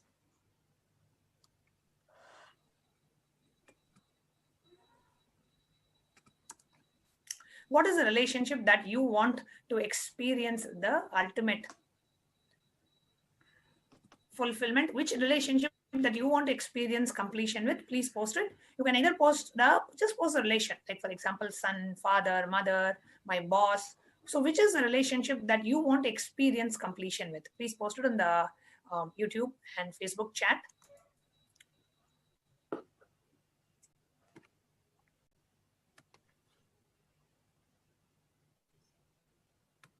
We'll give a minute or two.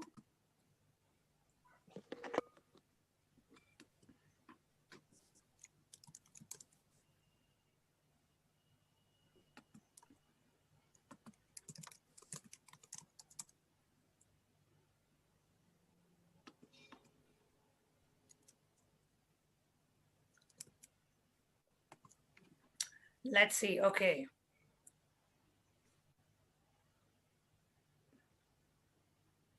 Whoever is watching us on YouTube and on Facebook, please go ahead and post it in the chat. What is the relationship that you are choosing today to experience completion with? Okay, Sonali Gupta is saying, okay, I relate most with Geeta Krishna. Wonderful, Sonali. You can now choose which aspect, which relationship in life that you want to complete with. And all of our participants here on Zoom, you can post it in the Zoom chat. All the Paramashivoham participants, please post it on YouTube and Facebook. All the Bhavasamadhi Darshan participants on the Zoom, you can put in the chat. What is the one relationship? Who is that one relationship that you want to experience completion with as you attend the Bhagavan Krishna Bhavasamadhi Darshan? What relationship you want Bhagavan Sri Krishna to heal in your life? Go ahead and post it in the chat.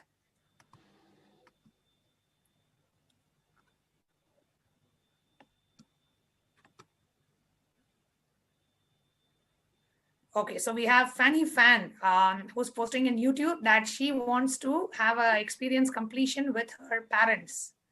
And we have Suman, Nithyanandam, Suman Pokale. Suman, you can also choose. We have Arishma Devi, I want to complete with my husband. Tiana Forest, you want to complete with your baby brother. Beautiful. Yes, please continue and choose that one relationship that you want to experience completion with. And we have on Zoom chat also, we have participants who are saying, Tope is saying you want to complete with your children. And we have Maha Jalandhara Sthita saying, I want to complete with my mother. Completion of the mother is very important. Beautiful. You are choosing that today. We have a few more responses. Jamie Love from YouTube is saying, I want to complete with my mother. And we have Fatima Sanchez saying, I want to experience completion with my husband.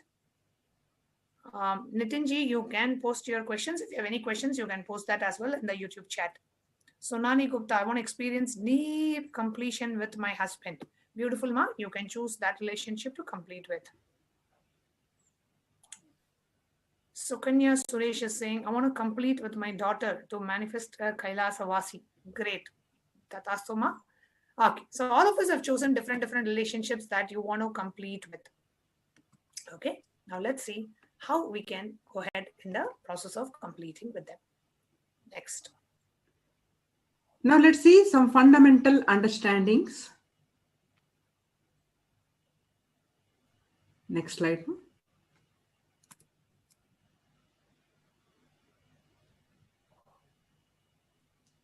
Your cognition is the way you receive, process, interpret, and respond to any information entering your system through your five senses. Relationships are shaped by your cognition. So, your cognition is responsible for the way you relate with life and with the people in your life.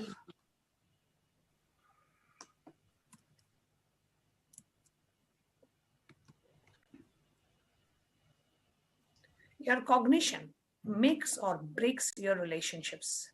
Right now, the cognition that you have are based on the past experience, incidents and experiences about the other person in your life.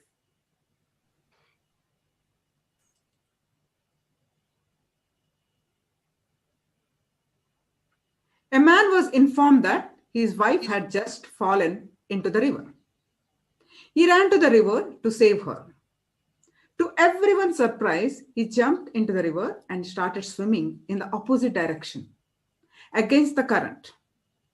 People who watched the scene shouted to him and called him a fool. They asked him, "Why are you swimming against the current? Your wife has been carried with the current downstream." The man said, "You don't know my wife. Even in the river, she would go only against the current." Just like this man who had a very clear understanding or perception or judgment or cognition about his wife.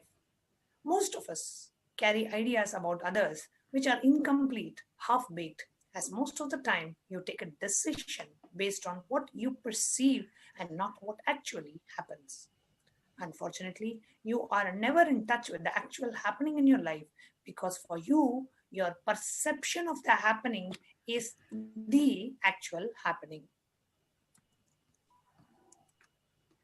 Look back at your life, you will see that the incompletions that you have with one person doesn't stop with just that person, but actually repeats in so many other relationships in your life.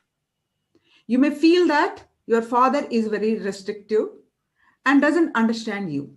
If you look in, you will see the same kind of relationship with others, such as your boss, your friends, employees, and others. Having fulfilling, complete, joyful relationship is to decide to bring completion with the other person. We are always stuck blaming others for the problems of incompletions, and we actually don't want to bring completion with others.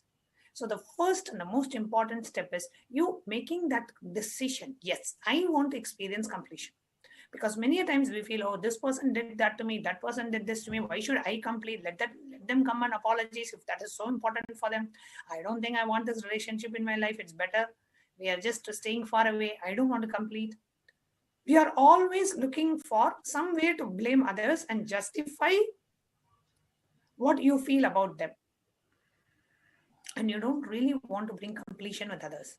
So today, as we are getting ready to receive Bhagavan Shri Krishna, let us get ready and let us decide to bring completion with the other person.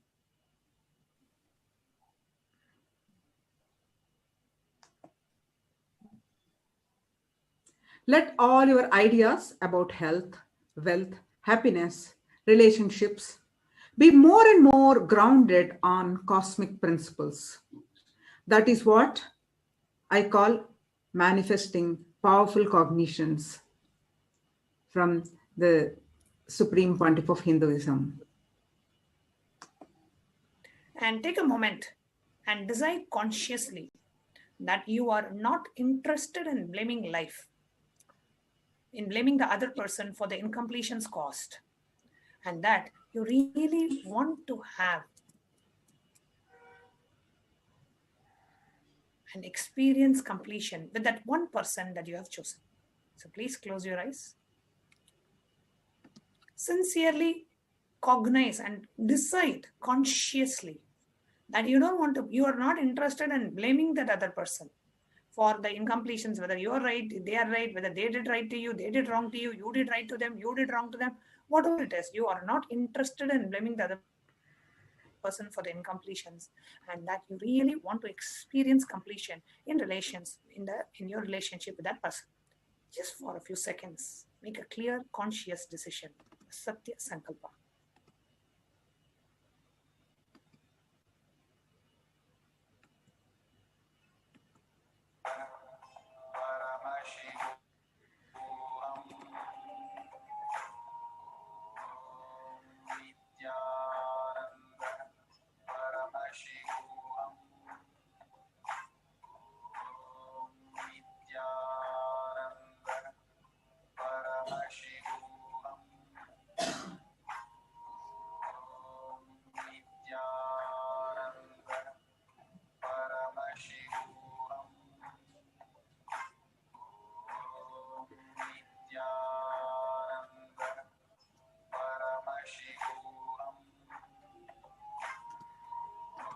Yes, no? Let's move on to the next step. When you manifest powerful cognitions in your life, the kind of peace you experience is called Paramashanta. When powerful cognitions become your core cognitions, your basic ingredient, then you start discovering oneness with everyone and everything around you. Relationships flower. Love is the most powerful cognition and the basic ingredient for manifesting complete relationships in life. What is your understanding about love? Take a few minutes to share in the Facebook live chat. What is your understanding about love? I request each of you to please share in the YouTube chat or the Facebook live chat. I request all the volunteers and causes to please put the link to the YouTube and or the Facebook live chat on the Zoom. If anybody is attending on Zoom, please ask them to put it. Please share the link for YouTube and Facebook live chat in Zoom, and requesting all the participants who are attending on Zoom to put your definition of love. What you consider as love? What do you think as love? Just share your understanding about love in the chat.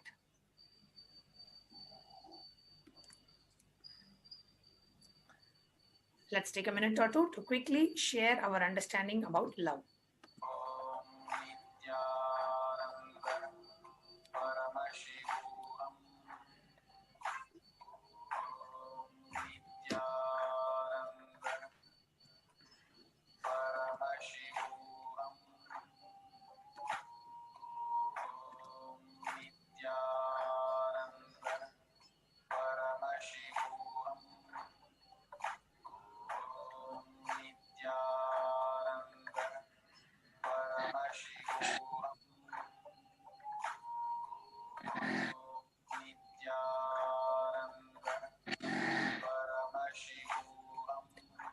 Take a minute or two to share your understanding about love in the Facebook or in the YouTube live chat.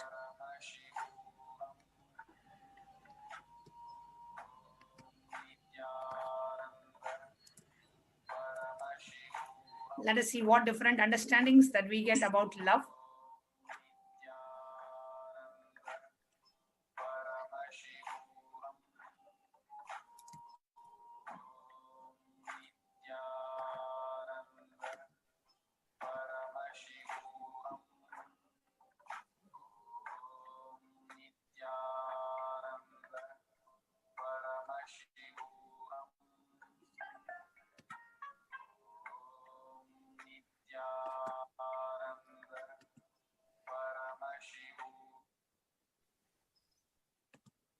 Yes.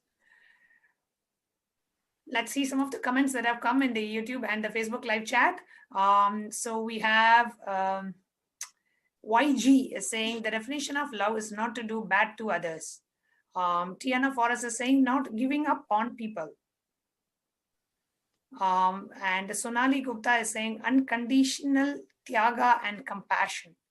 Arishma Devi on YouTube is saying love is a feeling of being able to do something without any expectation for anyone. So love for her is unconditional. That is love. We have Azotova saying, love is a divine power. Love is tyaga for others. Love is compassion. We have Jody Walls saying unconditional sharing and caring is love. Beautiful definitions of love. And we have Jacqueline saying love is accepting other as he is.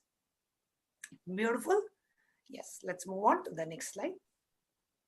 So then what is true love? True love is the experience, the way, method through which you connect with everyone with the basic cognition of oneness. Please understand, the basic truth about life is oneness. The vast energy field where all of us experience, that is oneness. Having that oneness as a basic cognition, the way you relate with everyone is true love. Friendliness is the smell of Advaita, oneness. It is the first step to experience true love. Mother and son become good mother and son when there is friendliness between both of them. Father and son become good father and son when there is friendliness between both of them. Husband and wife become great couples when there is a friendliness between both of them. Master and the disciples, they become great master and the disciple when there is a friendliness between them.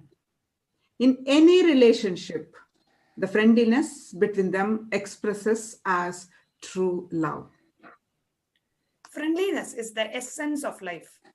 Friendliness is nothing but positive, self-fulfilling, positive prophecy and prediction about the other person.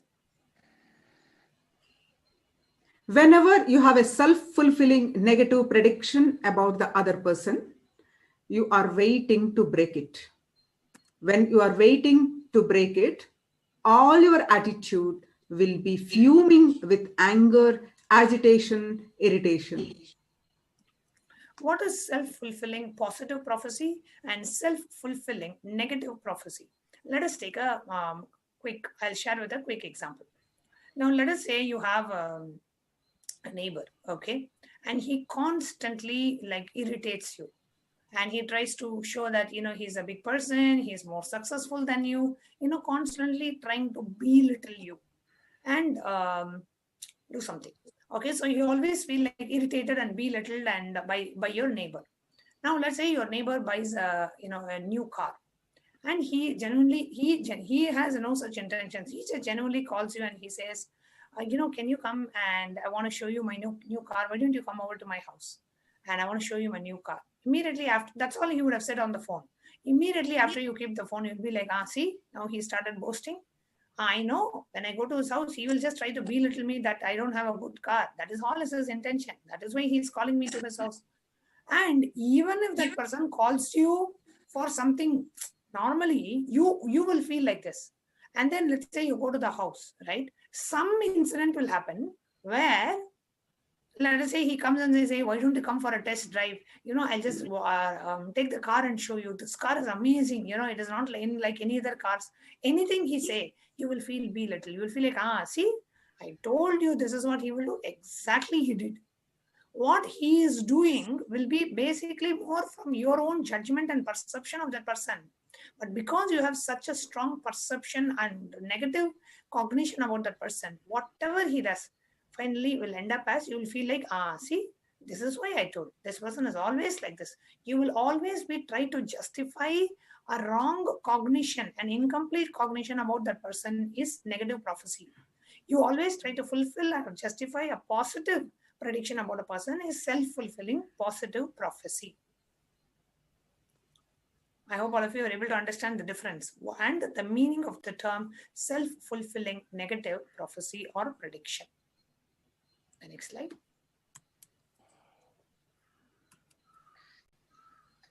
Tyaga is the inseparable component of love. Every relationship becomes meaningful when the component of Tyaga is infused into it. Tyaga is nothing but ferociously asserting the ultimate truths and the powerful cognitions and dropping all the illusory identities, interferences and inferences due to it.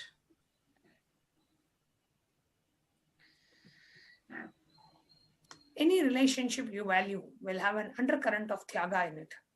When love is triggered in you, if you cooperate with that energy and start acting, it will become Tyaga. When Tyaga is triggered in you, if you cooperate with that energy and start acting, it will become love. After Bhagavan Krishna destroyed the demon Kamsa in Vrindavan as a young boy, it was time for him to go to the Gurukul to learn everything needed to become a king. Sandipani was the guru of Bhagavan Krishna, and it was a rigorous training for Krishna in the Gurukul. That night, Krishna and his friend Uddhava swim towards the ship used by Punya Jana demons, but get caught on the way. They fight off the demons and take the ship to Patala. On reaching Patala, they get to know that Punardatta, the son of his guru, was sold to the queen of Patala and was married to her daughter.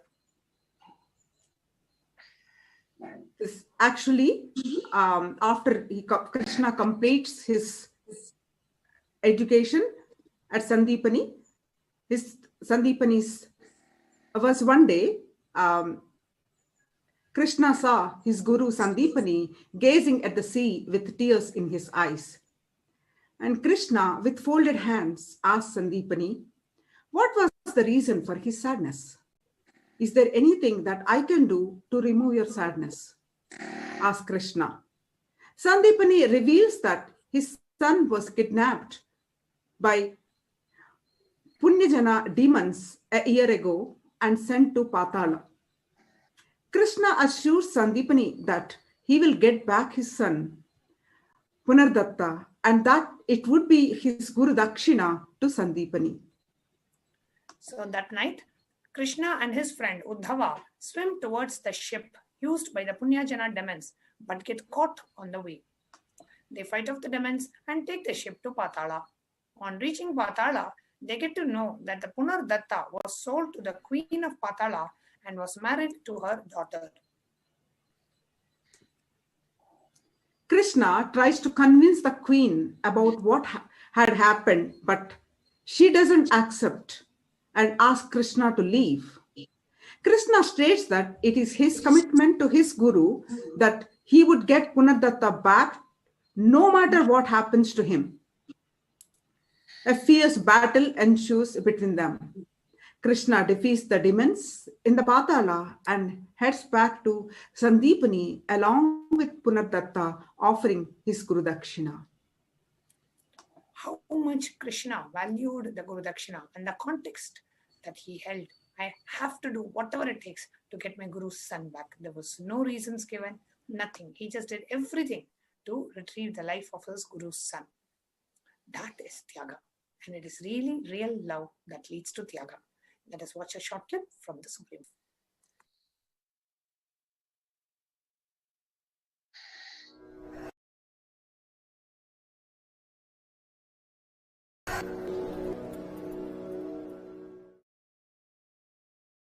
When love is triggered in you, if you cooperate with that energy flow and start acting, it will become Tyaga. When Tyaga is triggered in you, if you start cooperating with it and start acting, it will become love. Understand here, the master key, the key point is when they are triggered, acting, start cooperating, working. Beautifully, Paramahamsa Upanishad says, the moment you feel the Tyaga, without the fear of failure, renounce. And if you fail, it's okay. Only if you renounce 100 times and fail from your renunciation and tyaga, you will be successful 101st time. Nothing great happens without efforts. Nothing is wrong in failing. Something is seriously wrong in not trying. I tell you, a failed sannyasi is million times greater than successful middle class mediocre grihastha.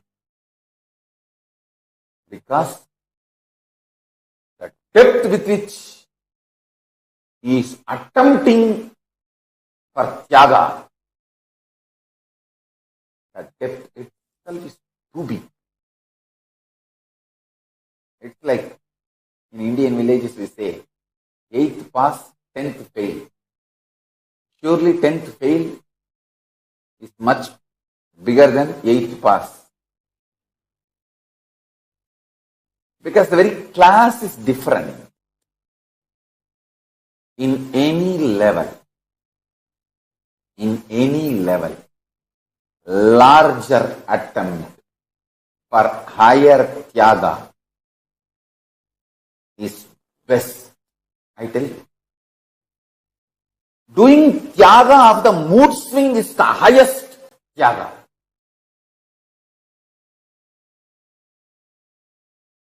Doing tyaga of the mood swing. Nitya Puja helps the renunciation of mood swings. Every day morning at 6 o'clock, you have to sit for puja. Then what happens, your mood swings become irrelevant. You see, always your mood is set. The trend for your whole day is set in morning, early morning when you wake up. So the moment you wake up, you know you have to do yoga and you have to do puja. Then your whole day is set to the best trend. Then naturally your whole day has to be best. I tell you, this Nitya Yoga and Nitya Puja is the most powerful way to renounce the mood swings, tyaga of mood swings. Whenever the gas starts in the stomach, usually early morning when you wake up, that is the time stomach will be full of gas. The gas in the stomach makes you forget the higher ideals of your life. You can check in your own life. I tell you, renouncing the mood swings is the most pro-life decision you will take. Anyone who is integrated to the spiritual routine will not even know something called mood swing exists. Mood swings will become irrelevant to you.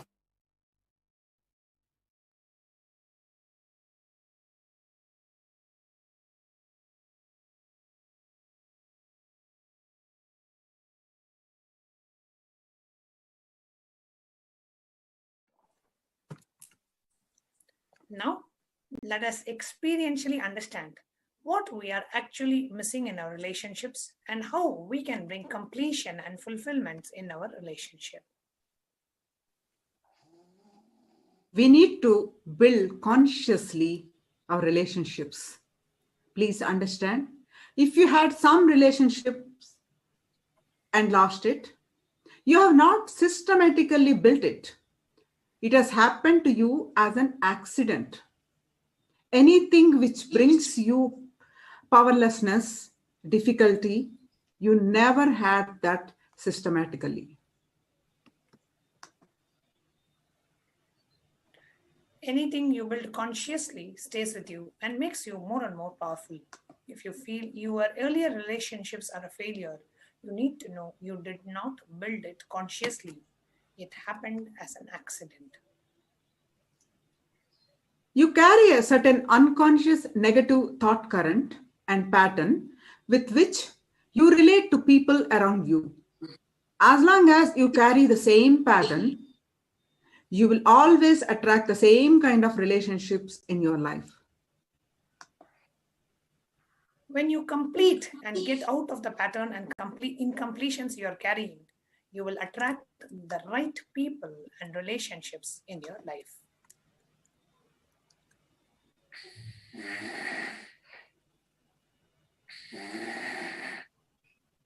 Now, let us watch a video where Swamiji is sharing a 3-step technique to heal the relationships in our life.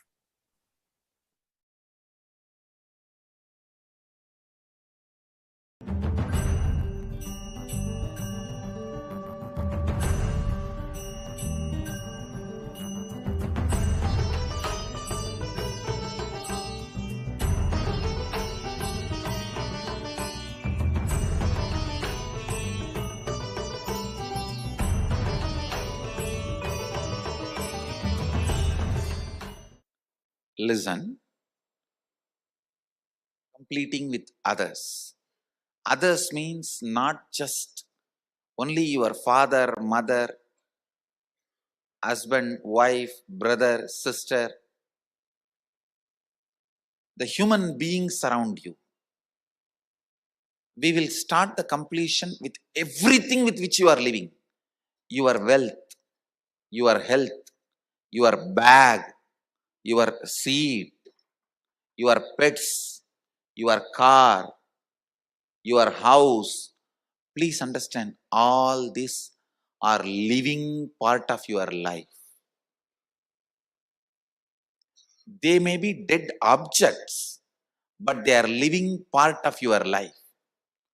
See, a house may be a dead object, but it is a living part of your life. How many of you understand what I am saying? It's a very important component of your life.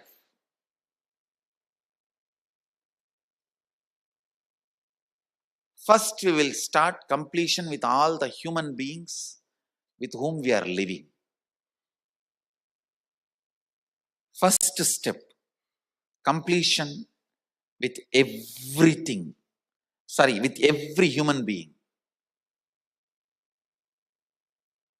First thing you need to do is deciding, I have to bring completion with others, with whoever I am living. I have to bring completion with whoever I am living. Even if they don't want, I will stretch my best and I will decide I am in the space of completion. Whenever they want, I am open to have them. I am open. I am going to be in the space of completion. Whenever they are also ready, it will become completely complete. Understand? Completion with others does not mean you are going to apologize to them. No. Apologizing is not completion. Asking sorry is not. So many people were saying, I want to apologize, I am sorry. No. I am sorry is not completion. I am deciding to drop hurting pattern in my life. Or any incompletion, misunderstanding, anything, I am deciding to drop and I am deciding not to bring them, not to give life to it again. See, past, you can't say you are wrong or you are right. No one can say you are wrong, you are right. It is not apologizing. It is not feeling sorry for the past. No.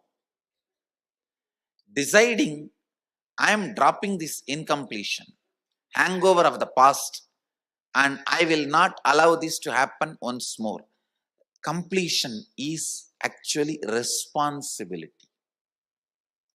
not apologizing. See, apologizing or feeling sorry comes out of powerlessness, but completion comes out of responsibility. Understand the difference. Please listen, see the difference. Now when I am saying you need to complete with your mother, with your father, with your brother, with others, I am not asking you to apologize. I am not asking you to call them and say, oh sorry, bus bus. No. No.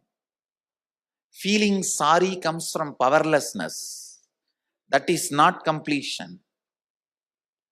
When you call, you explain, this is what has been perceived by me.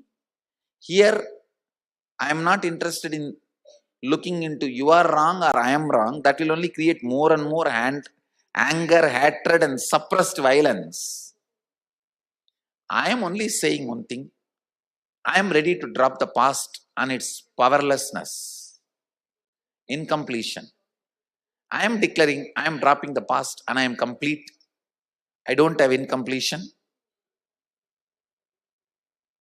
And I will not create any incompletion anymore.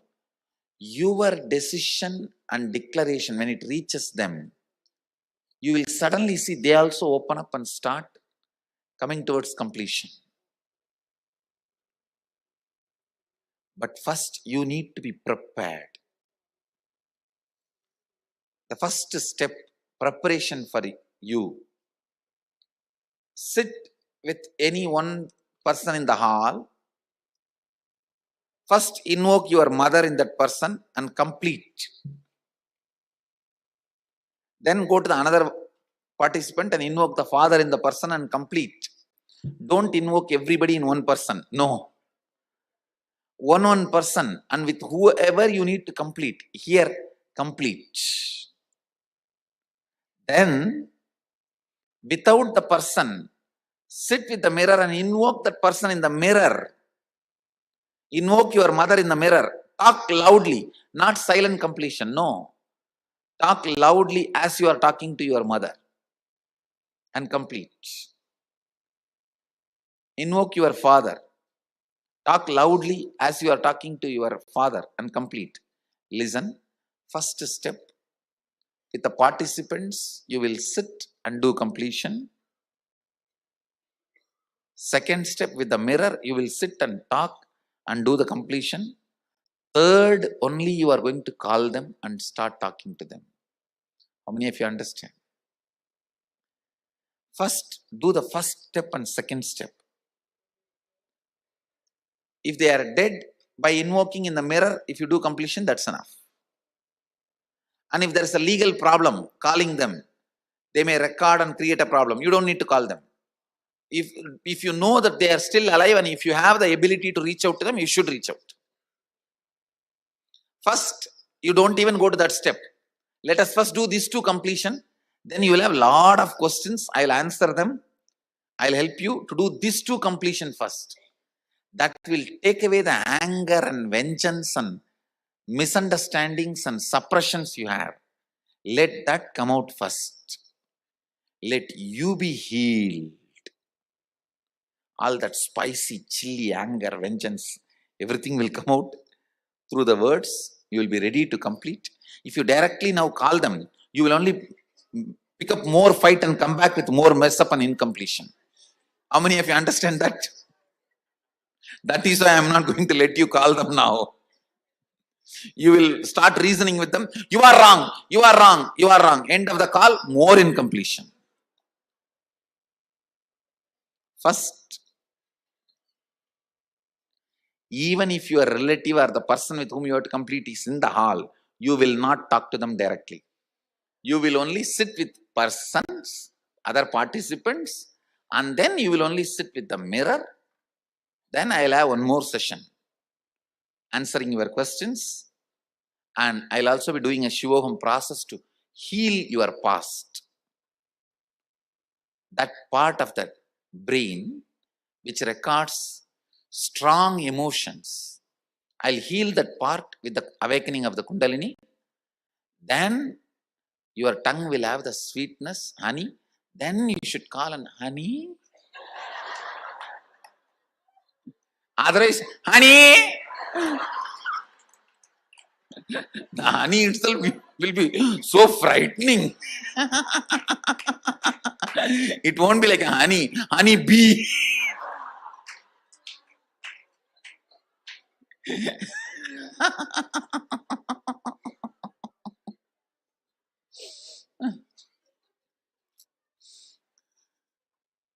Completion is not feeling sorry.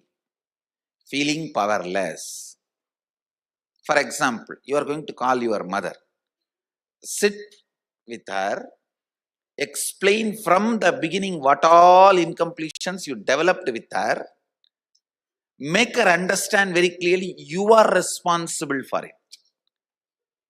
And you are dropping it. You are not saying sorry. You are not becoming powerless about it. You are saying, yes, I am responsible. I don't want to get into who is right, who is wrong. Even if you are wrong, I am only responsible. I am dropping the past. And now I want to start the new space with completion. Understand? I am dropping the past in completion and I am starting the new space with completion. See, when you call, before you call them, I'll give you instruction. Simple introduction. You tell them, I'm going through a meditation program where I am supposed to complete with myself and all the relatives. So, I'm calling you. Just add 2-3 lines. You are important person, part of my life. So, only when we are complete, I can be complete. Now I am calling you. This has happened. Now I am realizing who is right or who is wrong is not the thing. I am responsible. So I am deciding to take the responsibility and bring completion. Understand? The other person should not feel you are weak. Other person should only feel you are taking responsibility for it. Now what I am saying, even if that person has done something wrong, is the reason for the incompletion, but I am going to be responsible for the completion. So I am not bothered about you. You may be the reason or not, but I am going to take the responsibility for completion. I am not responsible for the abusal I went through, but I am responsible for the completion which I am going to bring now. Even if the other person is wrong, we will take the responsibility for completion. That person understands, accepts or not is secondary. It is you come to the completion space.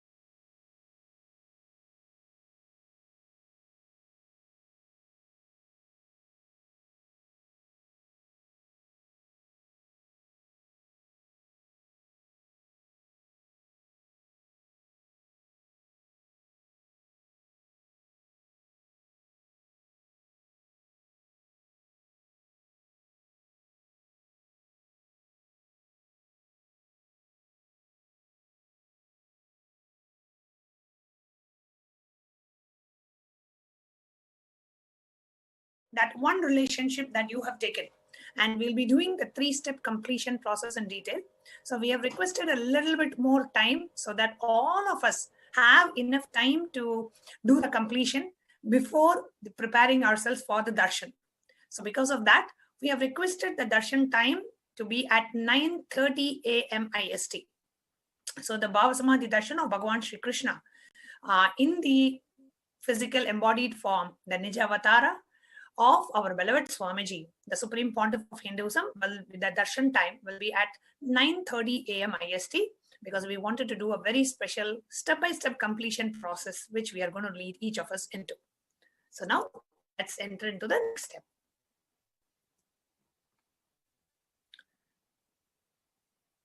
So the first step, before even entering into the completion, is a conscious resolution.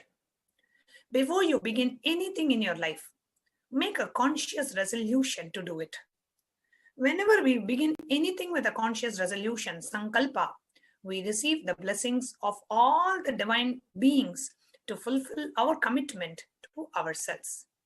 So now we are going to enter into a conscious sankalpa process.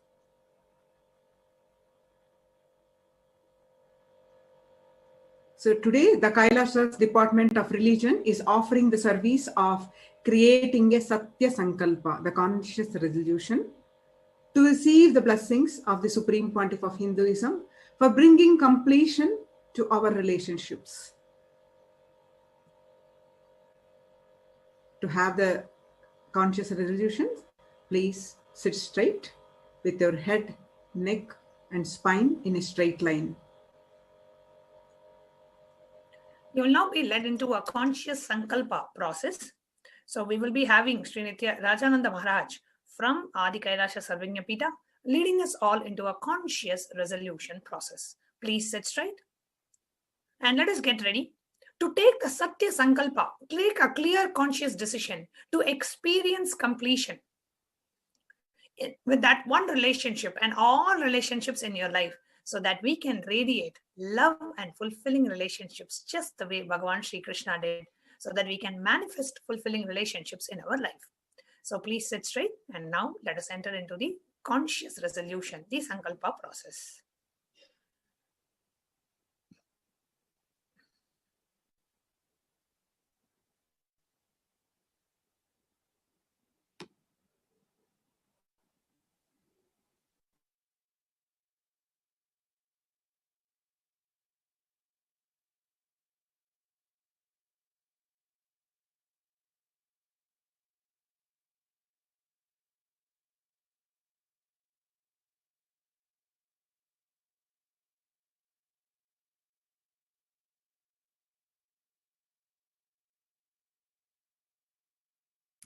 I request the NTV operator to please play the video of the Sankalpa process.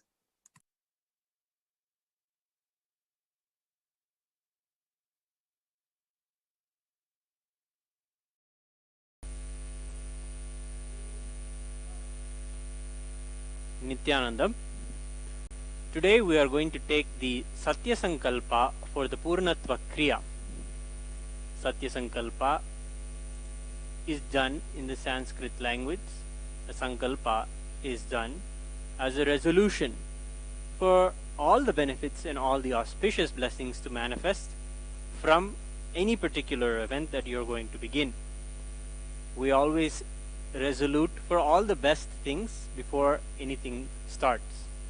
So with the same intention, when you are going to do a completion with someone else, to have the best completion manifest from the Purnatva, we will do now the Satya Sankalpa in the Sanskrit language. The Sanskrit language is both a linguistic and phonetic language, which when chanted or listened to awakens the non-mechanical parts of the brain. Let us now chant the Satya Sankalpa to perform Purnatva Kriya. There will be a pause where you can chant your name and the name of the person that you are seeking completion with, that you want to come to a space of Purnatva with. Both your name and their name can be chanted in the pause in this mantra, followed by a deep intention for all the auspicious blessings, whether it may be a healing of the muscle memory, or the healing of the biomemory or the bioenergy, or health, wealth, prosperity, stability, courage, whatever it may be that you want as a fruit of the completion that you are seeking. Have the deep intention for that as the Sanskrit mantras are chanted now. So we will now begin, and at the time of the pause, I will instruct you to chant your name aloud along with the name of the person that you are seeking to have completion with. We will now begin. Nithyanandam Paramasukhadam Kevalam Jnanamurtim Dvandvatitam Gagana Sadrusham Tattvamasya Ekam Nityam Vimalamachalam Sarvadi Sakshibhutam Bhavatitam Trigunarahitam Sadgurum Tam Namami. Om Mamopatta Samasta Duritakshedvara Bhagavat Shri Nithyananda Paramashiva Prityartham Adhya पूर्वोक्ता एवं गुण विशेषेण विशिष्टायाम अस्याम शुभदितो. Now please chant your own name and the name of the person that you're seeking completion with. With the blessings of the Supreme Pontiff of Hinduism, Swamiji, we will now take the resolution for all the auspicious blessings from this Purnatva Kriya. Manasepsita sakala sathabhishta kamyartha siddhyartam kshemastheirya virya vijaya ayurarogya aishwaryanam abhivridyartham dharma artha kama moksha chaturvida phalapurushartha siddhyartham samasta duritopashantyartham samasta mangalavapyartham Bhagavat Shri Nithyananda Paramashiva Prasadena Sakutumbasya Jnana Vairagya Jivan Mukti Praptyartham Shri Sarvadeva Devi Swarupa Bhagavat Shri Nithyananda Paramashiva Purnatva Kriyam Chakarishye. With this, let us have a deep prayer and gratitude to His Divine Holiness, the Supreme Pontiff of Hinduism, Swamiji. Finally, He is the one who gives us completion. He is the one who removes all the suffering and incompletions within us and around us with His blessings. We now take the Satya Sankalpa for the Purnatva Kriya. Thank you, Nithyanandam. Now that we have taken the Satya Sankalpa, the conscious resolution to experience completion, let us enter into the completion process. We are doing an elaborate, as I explained now, we are going to be doing an elaborate and a very special completion process with your relationships. So the first step in completion with others, pen down in detail all the incompletions that you have with the person whom you want to bring completion with. Pen down all the incidents with that person where you felt powerless, hurt, pained, angry, exploited, and not trusted. Okay? I'm going to explain the step now. Please understand, listen to this step-by-step process. First, you will take a column, you will take a notebook. In that notebook, you will draw 3 columns. Please take a notebook and draw 3 columns in the notebook.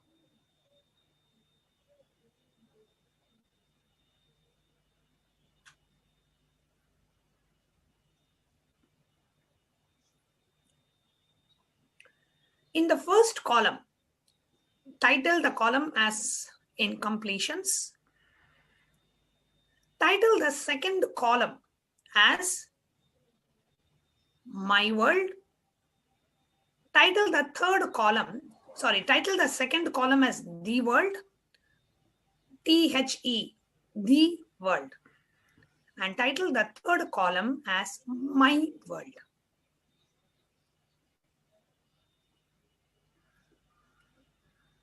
You can go back to the step 1 slides itself.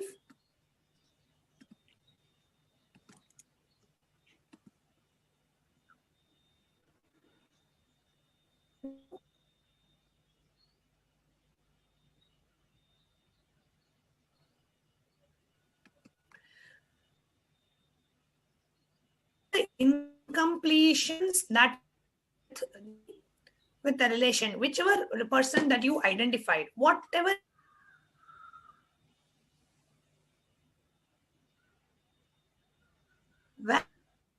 power and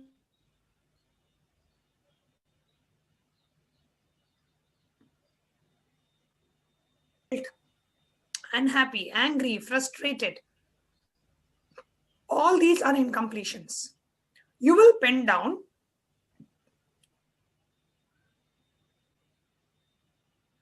completion with every incident where you felt incomplete with that person. Okay, I'll give you an example. Let us say you have chosen a mother. Okay, Now, when you were 7 years of age, you are playing outside in the rain and you are like totally drenched and dancing and, playing in the rain. And your mother saw you in the rain. She got a heart attack almost. She ran outside, dragged you by the hand into the house, locked you inside the house, gave you a tight slap, okay, and locked you inside the house. He says, how dare you play in the rain? What happens tomorrow? You get cold. Who will answer to your father? I'll have to take you to the hospital. Just last week you had fever and now you're jumping and dancing in the rain. What nonsense are you doing? Are you even using your brains? And you are banging at the door and all your friends are beautifully dancing and you feel like, oh God, why is my mother such a wicked, cruel person? I don't like her. I hate you. You would have never done this to my brother. I know you hate me. You never like me. Right? So in this incident, the incompletion is my mother does not love me. My mother hates me. The world. The world is what? The world is the actual happening described by a set of facts. In the second column, the world column, you will write only the actual happening described by a set of facts. You will not write anything else. When I say facts, when you narrate that incident or your mother narrates that incident or somebody third person narrates that incident, it should be the same. That is what is the world. Facts. For example, my hair is black in color is a fact.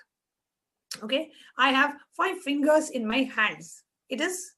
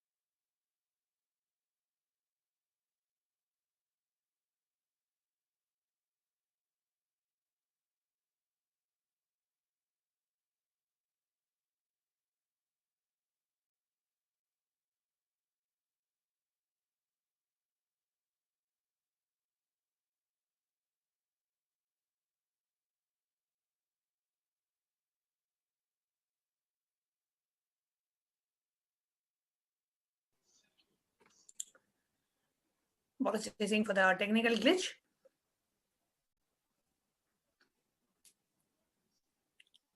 I was explaining about the world and the my world. So in your notebook, write down 3 columns. The first column is the incompletions, whatever powerlessness you feel about that person. The second column is the D word. Whatever is the fact, sun rises in the east. My mother exactly spoke this. My hand has 5 fingers. It was at this time my mother took me by the hand, got me inside the house, locked me inside the house, and gave me a slap. The world. My world is my mother hates me, my mother doesn't love me, she doesn't want me to be happy, she is cruel, she is wicked, she likes my brother more than me. All your perceptions, labels, judgments, notions, interpretations, cognitions, beliefs, everything will come under my world. So in this step, what you're going to do is you are going to, for whenever, whatever situation you felt incomplete about that person, whichever relationship that you have chosen, pen down all the incompletions you feel about that person, then the world, what you actually felt, and my world, what actually happened, and my world, how you perceived that situation. I hope it is clear for everyone. Please pen down this in detail. Every incident that you had with this person, where all you felt incomplete, what actually happened, and how you interpreted that situation. What was the world and what is the my world? If any of you have any questions about the world and my world, I request you to please post it in the Zoom chat.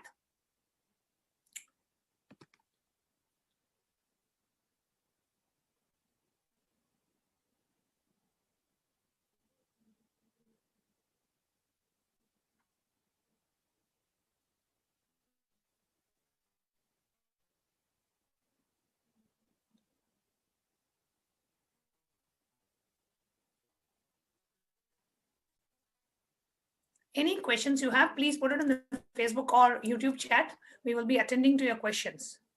Okay, so Ruma Bhattacharya is asking me to explain one more time the world and my world. Okay, I'm going to explain now. Please listen carefully because this is the key to completion with others.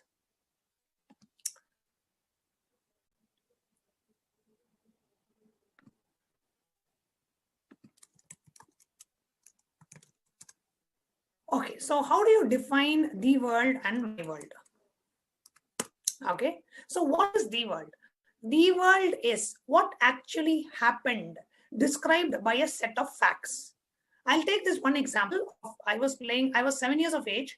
I was playing outside in the rain, and my mother came out. She saw me playing in the rain. She took my hand, dragged me into the house, locked me inside the house, and gave me a tight slap. Okay, this is what happened. Now, in this incident, is the world. I'm going to project a picture. I request the NTV operator to please project the picture I'm sharing now, which will help everyone understand about the world and my world. Okay. Please project this picture.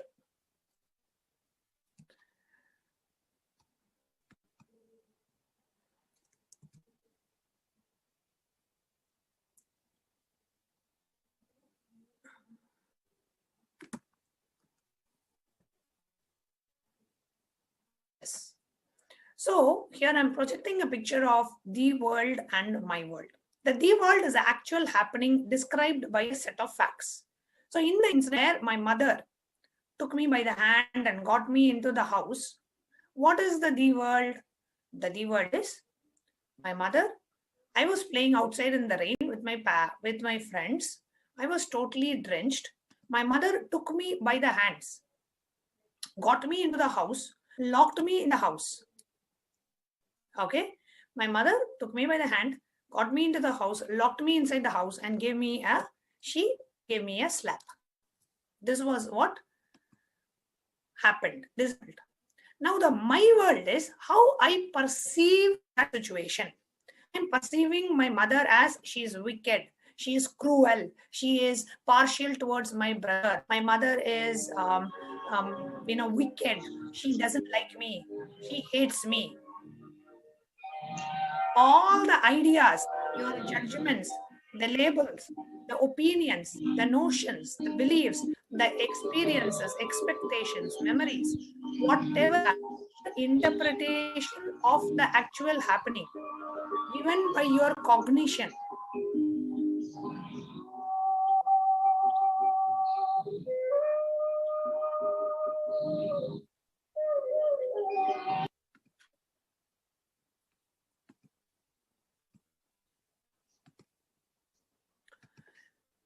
this comes under my world. So in this same situation, the world will be, I was playing out in the rain. My mother saw me playing. She was, she came out the house. She came out of the house, dragged me by the hand, got me inside the house, locked me inside the house, gave me a slap.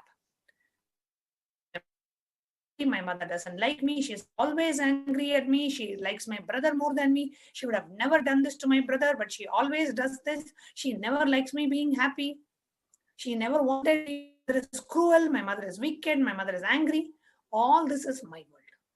And the incompletion in the situation is my mother does not like me. That is the incompletion. So similarly, every situation where you felt incomplete about the other person. Okay, every situation you will make 3 columns. In the first column, the incompletion. Second column, the world. In the third column, the my world. Please take a few minutes to pen this down. If any of you have any questions about the world, my world, please put it in the chat. Please understand, my father shouted at me can never be the world, because shouting is not a fact. You can only say my father spoke to me at a decibel of whatever. That is fact. My father shouted at me. Your father will say, oh no, I never shouted at you. This is my natural pitch of my voice. You only then it cannot be the world. The world is my father spoke to me at this decibel or at this volume. That is fact. Oh, my father was angry. He always shouts at me. Is my world. Okay? There is no right or wrong in this. It's not like my world means it's wrong. My world is you are my world. That's all. It is your perception of what has happened. There is no right or wrong in this. So please do it very sincerely. This can really lead us to a breakthrough. So step by step, let's do this process. First, pen down all the incompletions you have with this one relation. For each incompletion, pen down the world, pen down the my world. Today you can have a breakthrough if you do the step 1, step 2, step 3 properly. Today you can have a breakthrough in your relationships. So I request everyone to please sincerely do this.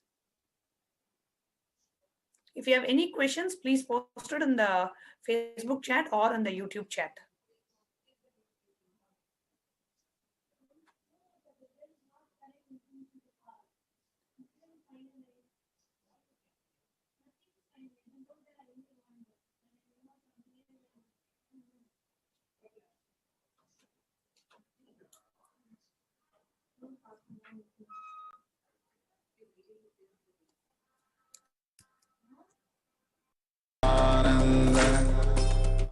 Paramashivoham.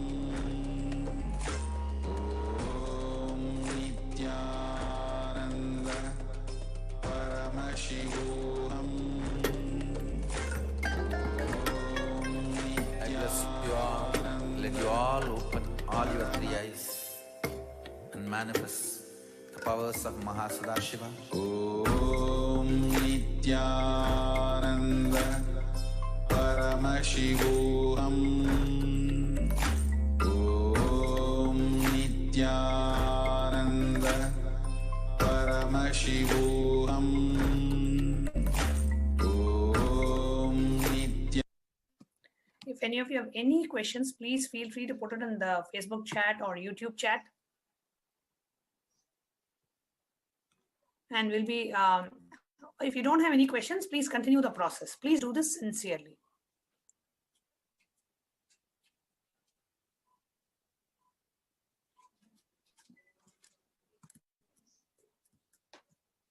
Nithyananda Paramashivoham. Om Nithyananda Paramashivoham. Om Nithyananda Paramashivoham. Om Nithyananda Paramashivoham. Om Nithyananda Paramashivoham. Om Nithyananda. There's a question in the YouTube live feed. Shri Saraswati is asking, what if I don't remember the details? Just she scolded me long time. And my memories was that I cried. And perhaps the beating slaps. So, Shri, whatever you remember, you write that. Because anything which is complete, if that moment was complete, whatever is complete, you will not remember. Whatever is incomplete, only you will remember. Because if there is a completion, it will not leave a trace of that incident in you. So if that incident or some incident has not left any trace in you, then it is not even an incompletion. So you don't need to worry about that. Whatever you remember, those incidents you pen down as the world and my world. That is enough.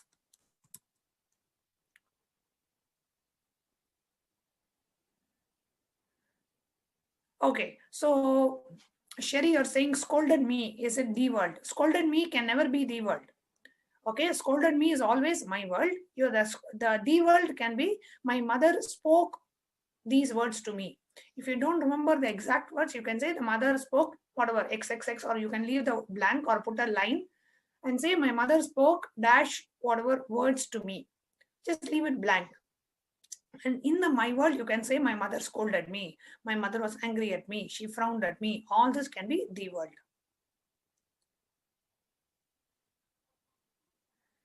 Mahajanana Nanda is saying, I want to complete with my mother. I love you, mom. So Mahajanana Nanda, please do this completion process. Today we are giving enough time for everyone to finish the completion process, all the 3 steps. So please do this sincerely, especially mother completion is very, very, very important for enlightenment. So please do this sincerely.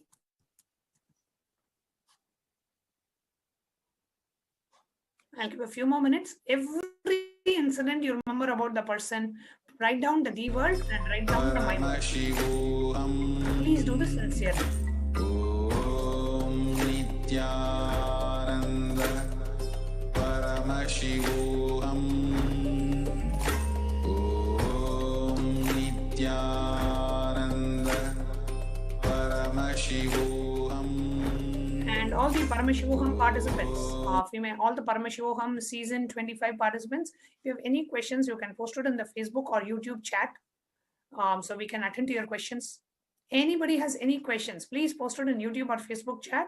Even simple questions that you may think it's simple, but it can have a profound, if you are given a clarity, you can really do better. So even if you have some doubts, if not questions, even some doubts, some clarifications, you can always put it in the Facebook or YouTube chat. We'll be seeing the chats constantly and trying to answer. We have a lot of our causers also able to attend you the clarity. Sorry. Shri Saraswati is saying, I remember I was crying and she said something to others that I got low grade on my exams. Is that the world or my world? So Shri, you should say that, my mother said something about my lower grades and I was crying. She was saying this to others and I was crying. This is the world. What is my world? My mother is trying to put me down in front of others. She was never proud of me. She always, made me look so low in front of others. Whatever ideas, interpretations, notions, judgments you had about your mother in that situation, that will be my world.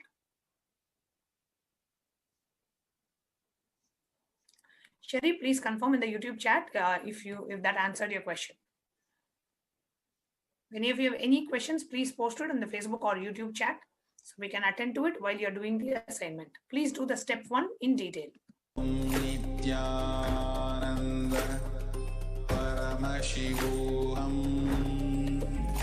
Om Nithyananda Paramashivoham.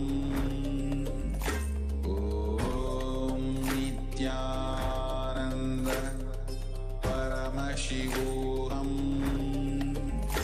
Om Nithyananda Paramashivoham. Om Nithyananda Paramashivoham. Om Nithyananda Paramashivoham.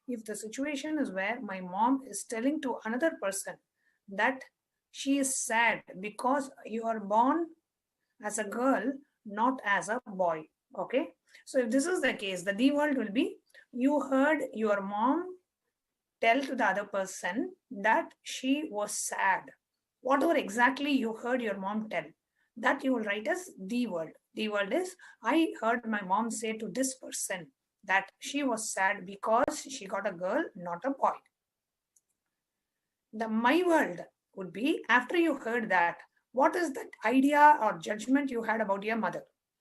Right? You felt like your mother was, a good person, a bad person. Oh, she didn't like you, she hated you, she didn't want you.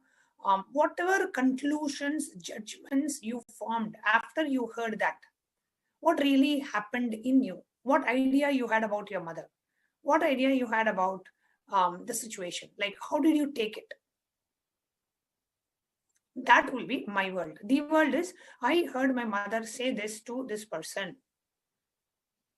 Then my world will be, my mother is, doesn't like me, she doesn't love me, she didn't want me, she wanted a boy, it was a girl, she hated me from the time I was born, she never wanted me, I should have never been born to her.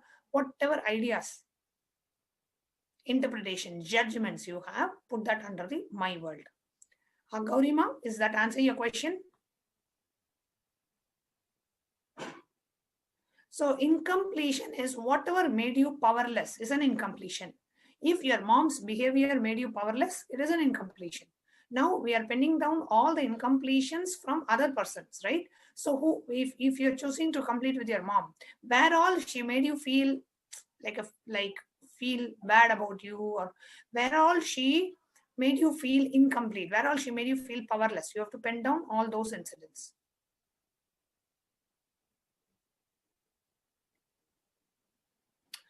Sherry is also asking, my mom disrespected or ashamed me. Is that an incompletion or my world? Many a times the incompletion and my world can be similar or the same. My mother doesn't love me can be an incompletion. My mother doesn't love me is also my world. So yes, it can be both.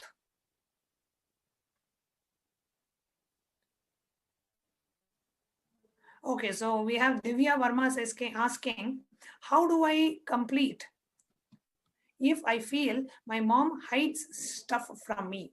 So identify, Divya Verma, identify the incidents where you feel like she hides things from you.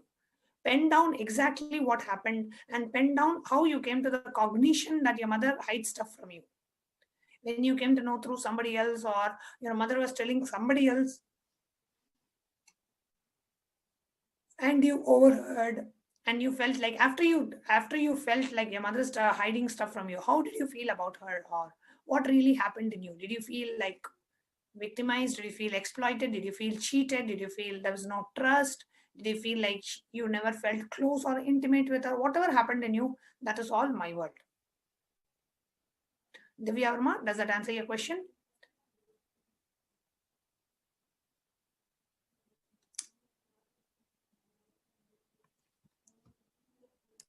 Yes.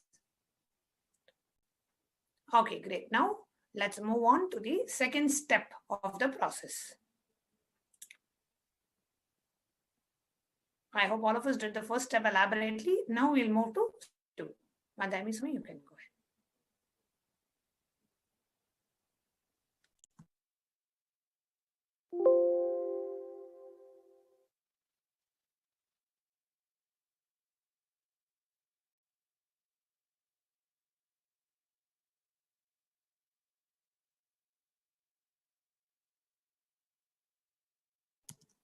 Yes, now we'll move on to step 2 of the process.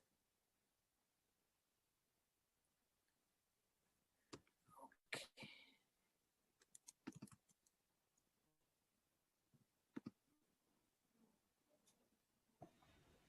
Yes. Now sit with any participant in the session and invoke the relationship that you want to bring completion with within that person, and share your incompletions and complete. So you can choose the participant PSM participants can choose within that Zoom room, and female Zoom room participants can choose a participant. Or Sit better, with Ma, the, if you are physically, see, if you are physically with another participant, if there are two people in your own house attending the program, then you can share with another participant. If not, you can always share with Swamiji's Atmamurti. So if you are having somebody physically with you in your own house, two of you, two sisters or two brothers, if you are attending the program together, then you can choose that person as a partner. If you are all by yourself, then please choose Swamiji as your, you can choose Atmamurti, Swamiji as your partner. Okay? yes. So if you do not have any participant near you, you can do this step with the Atmamurti, with the Supreme Pontiff of Hinduism. Now, what you will exactly do in this process? You will go and sit in front of a partner or Atmamurti. If it is a live person who is doing the program with you, if it is a live person you are completing with, the person whom, let's say, I want to complete with my mother. And I have somebody, one participant next to me, we both are attending, me and my friend are attending together. So I'm going to complete with my mother through my friend, right? That's the first step. The second step, if you don't have somebody with you, you will sit in front of Swamiji's Atmamurti. Swamiji's Atmamurti is great because you don't have to do anything. If it is a live person, that person to whom you are going to be sharing your incompletions about your mother should sit like a wall. Okay? That person should just sit with his head, neck and spine in a straight line and should just look at you. The person to whom you are completing with for the process should not show any empathy, sympathy. When you're sharing about what your mother did to you, this person should not be like, you, like, see what happened in your life. Oh God, you went through so much trouble. Nobody should go through. Oh God, I can't bear this. I'm not able to listen to this. How you are able to tolerate all this? That person should show or do any of this. Nobody should show any kind of a sympathy or empathy. That person should just sit straight and look at you. That's all. And you will complete with the person as if you're talking to your mother. You will not say, hey, my friend, not like that. You will say, however you address your mother. You'll say, Mom, at the age of 7, when you got me inside the house, when I was like dancing in the rain, and you took my hand, got me into the house, and you locked the house. And at that time, I thought you were so cruel. You were so unloving. You didn't care for me. You were so insensitive. And from that time, I started forming this idea or the judgment of you that you like my brother more than me. From that time, I've been having this cognition that you like my brother more than me. You don't love me. You hate me. And today, I want to drop whatever wrong ideas or judgments that I have about you. I want to drop all of that. So you will sit in front of the participant and you will actually narrate and relive every incident as you're narrating. And then next you'll move on to the next incident. At the age of 10, when there was a birthday party, you got a chocolate cake for the brother, but you got a vanilla cake for me. And when I saw the vanilla cake, I was so upset that how come you did not buy the same chocolate cake that you got for my brother, but you showed partiality. You gave him what he liked, and you did not even ask me whether you can order a vanilla cake for my birthday. That was the worst birthday I had in my life because you did not care about what I liked. I know that you like my brother more than me. So the second incident you will share. This is what happened. This is the way I perceived. The person to whom you are sharing, if it is an actual person, the person will just sit like a wall without showing any emotions, without showing any empathy, without showing any sympathy. Okay? Or if you sit with the Atmamurti, talk to the Atmamurti as if you will talk to your mother. Mom, at the age of 15, when I wanted the money to buy a pair of shoes, you did not give me, but you gave money to my brother to go watch movies which are useless, but you do not give me the money for what I wanted to buy. I felt like you totally ignored me. You don't give me anything that I want, but the same thing the brother asks, immediately he gets. So from that incident, I came to the conclusion that you love the brother more than me. I came to the conclusion that you don't give me everything I want.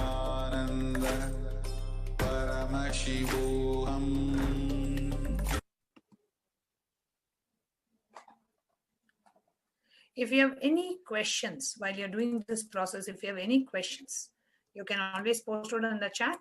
Otherwise, please do this process sincerely. Every incident you had with that person, share. Share with Swamiji's Atma Murti or with another participant, and share each and every incident. Share the incompletion, the world, and the my world. We'll give a few more minutes. Once you're done sharing, please say done in the chat. In the YouTube or Facebook chat, just say done so we know that you have done. Please do it for a few more minutes. Om Nithyananda Paramashivoham. Om Nithyananda Paramashivoham. Om Nithyananda Paramashivoham. Om Nithyananda Paramashivoham. Om Nithyananda Paramashivoham. If you're already done, while you're waiting for the other participants to be done, please go through this incident one more time with all the participants. Just go through this one more time with all the with all the incidents. Just share it one more time while we're waiting for everybody else to finish. Don't waste your time. Just share one more time. Share every incompletion that you're having. For each incompletion, share the D word and share the my word. Please go ahead.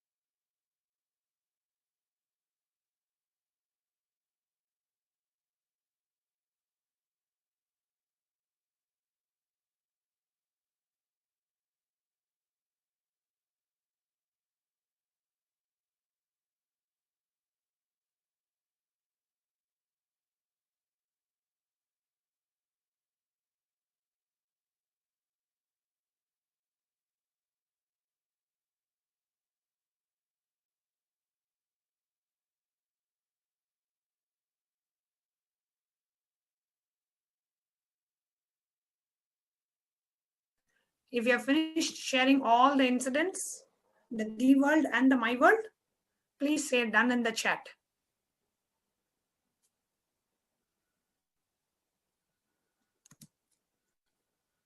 If you have finished the sharing, please say done in the chat.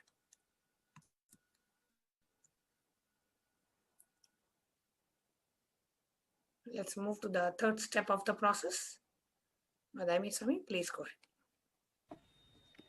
Now, the third step is invoke the same relationship that you are bringing completion within a mirror and share your incompletions and complete. So when you invoke the person within the mirror, talk loudly and verbally, just as you would when speaking in person. So talk in the mirror, invoke the same relationship. And all the incidents that you completed, talk it out loudly, looking into the mirror, in the person that you invoked within the mirror. So I request everyone to please get a mirror. It can be a small hand-sized mirror or a large mirror that you have in your house. Please take any mirror. If you do not have if you cannot bring a mirror, you can go to where the mirror is. That is also fine. Take your device or take your laptop or take your device to go and sit in front of the mirror. lock your eyes, your 3 eyes, with the 3 eyes of your reflection in the mirror.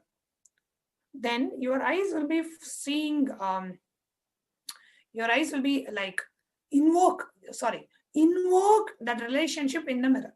Okay, let's say you want to complete with your mother. You will actually invoke your mother in the mirror.